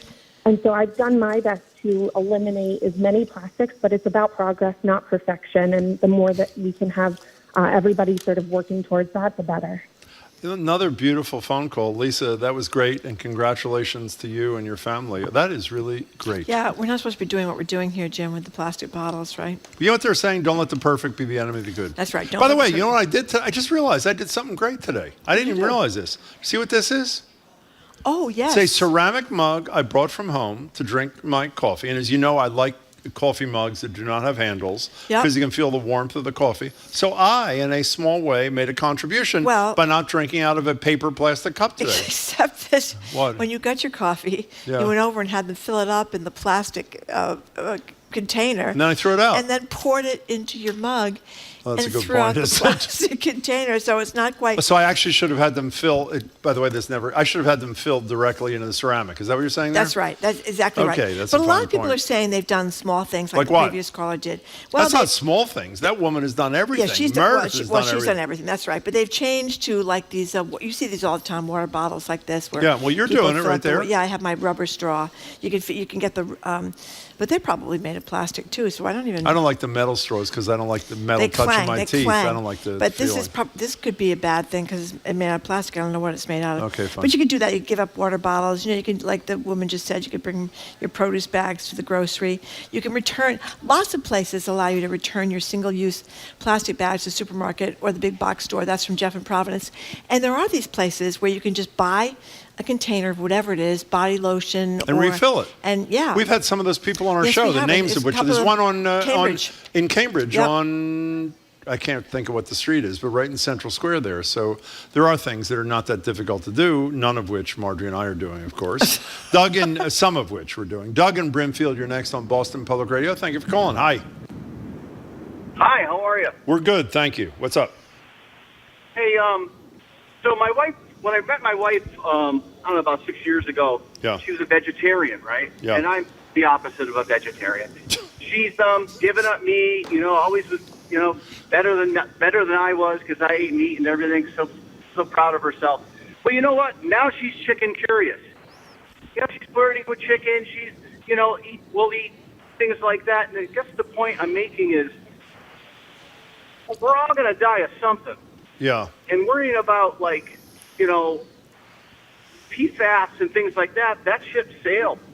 The other thing is, have you watched the documentaries about food production? Yeah. There was one about, where pork comes from. Yeah, I watched, unfortunately, a lot of them have not changed my behavior. But go ahead. Yeah. Holy crap. I watched one about pork, and I haven't touched pork in 4 years.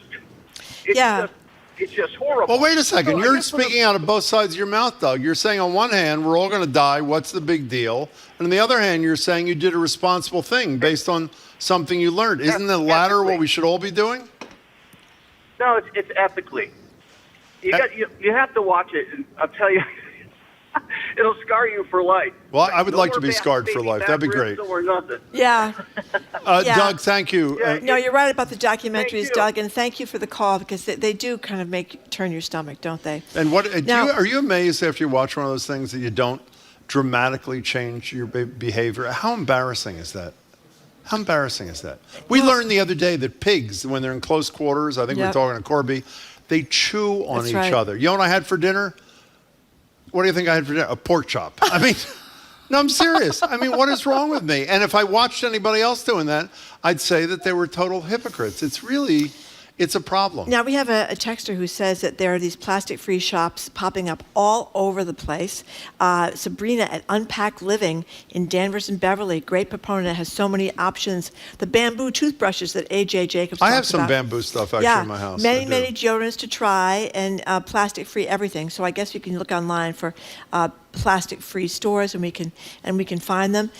Liz, priced out of Cambridge, says the thing that really upsets me is fast food chains like Taco Bell switching from paper cups and trays to plastics, like I just said, because they say they're recyclable, but they're not, because they're not number one and number two, they're number 3, 4, or 5, and you have to really look at inside the triangle. So what's the takeaway from this discussion? Is there a takeaway for us, Marjorie? Takeaway is that we're doomed, Jim. That's we're doomed. Basically Okay. it. It's all over. You don't want to fish in the fresh water because you're going to have as much of those PFAS things as you would drinking on unfiltered water for a month, right? Or well, you know what's really good, by the way? What? I eat a lot of salmon, so that's a problem. And I eat a lot of hot dogs. If you don't buy it yourself. Didn't we learn that every hot dog you eat shortens your life by 30 minutes? Is that not it? Something like that. So hot dogs one day, salmon the next. If I'm not here on Friday. Bacon's bad. Well, that's Pork's why you bad. send me a pound of bacon a month for bacon of the month. Every year I get sausage of the month or bacon of the month. I think you salami this year, didn't I? Salami of the month, by the way. Also really good for you, by the way. Okay, we're done. Nothing like processed food for your close friends for Christmas. Thank you, Marjorie. I loved everybody. Okay, very good. We are Thank done you. with Boston Public Radio for We are today. done. You can keep up with us 24/7 by way of our podcast. Tomorrow we're going to be joined by NYU medical ethicist Art Kaplan. GBH's Liz Nischloss with her latest report as part of GBH's Priced Out series about the terrible cost of living around here. Our food policy writer Corby Kummer and naturalist Simon Montgomery, who's so soothing to listen to. We want to thank our crew, Zoe Matthews, Aidan Conley, Mackenzie Farkas. Additional support provided by Brendan Deedy. Our engineer is John the Claw Parker, with Brian Bell on the boards for us today, and additional engineering support from Bill Piacitelli. Our executive producer is Jamie Bologna. Special thanks to our Boston Public Library team, Angelica Marrero, Colin Cockrell, Evelyn Brito, and Brad Lewis. We want to thank people that came down Thank to you all the for Boston coming. Public Library. But can I just say, our colleagues, Uvita is the zero waste store in Boston. We have the founder, Maria Vasco, on the show. Good for her. Patronize that. I'm Jim Browdy. I'm Marjorie Egan. Thanks again for tuning in today. Tomorrow. Hope you can tune in tomorrow. Meanwhile, have a great afternoon. Bye.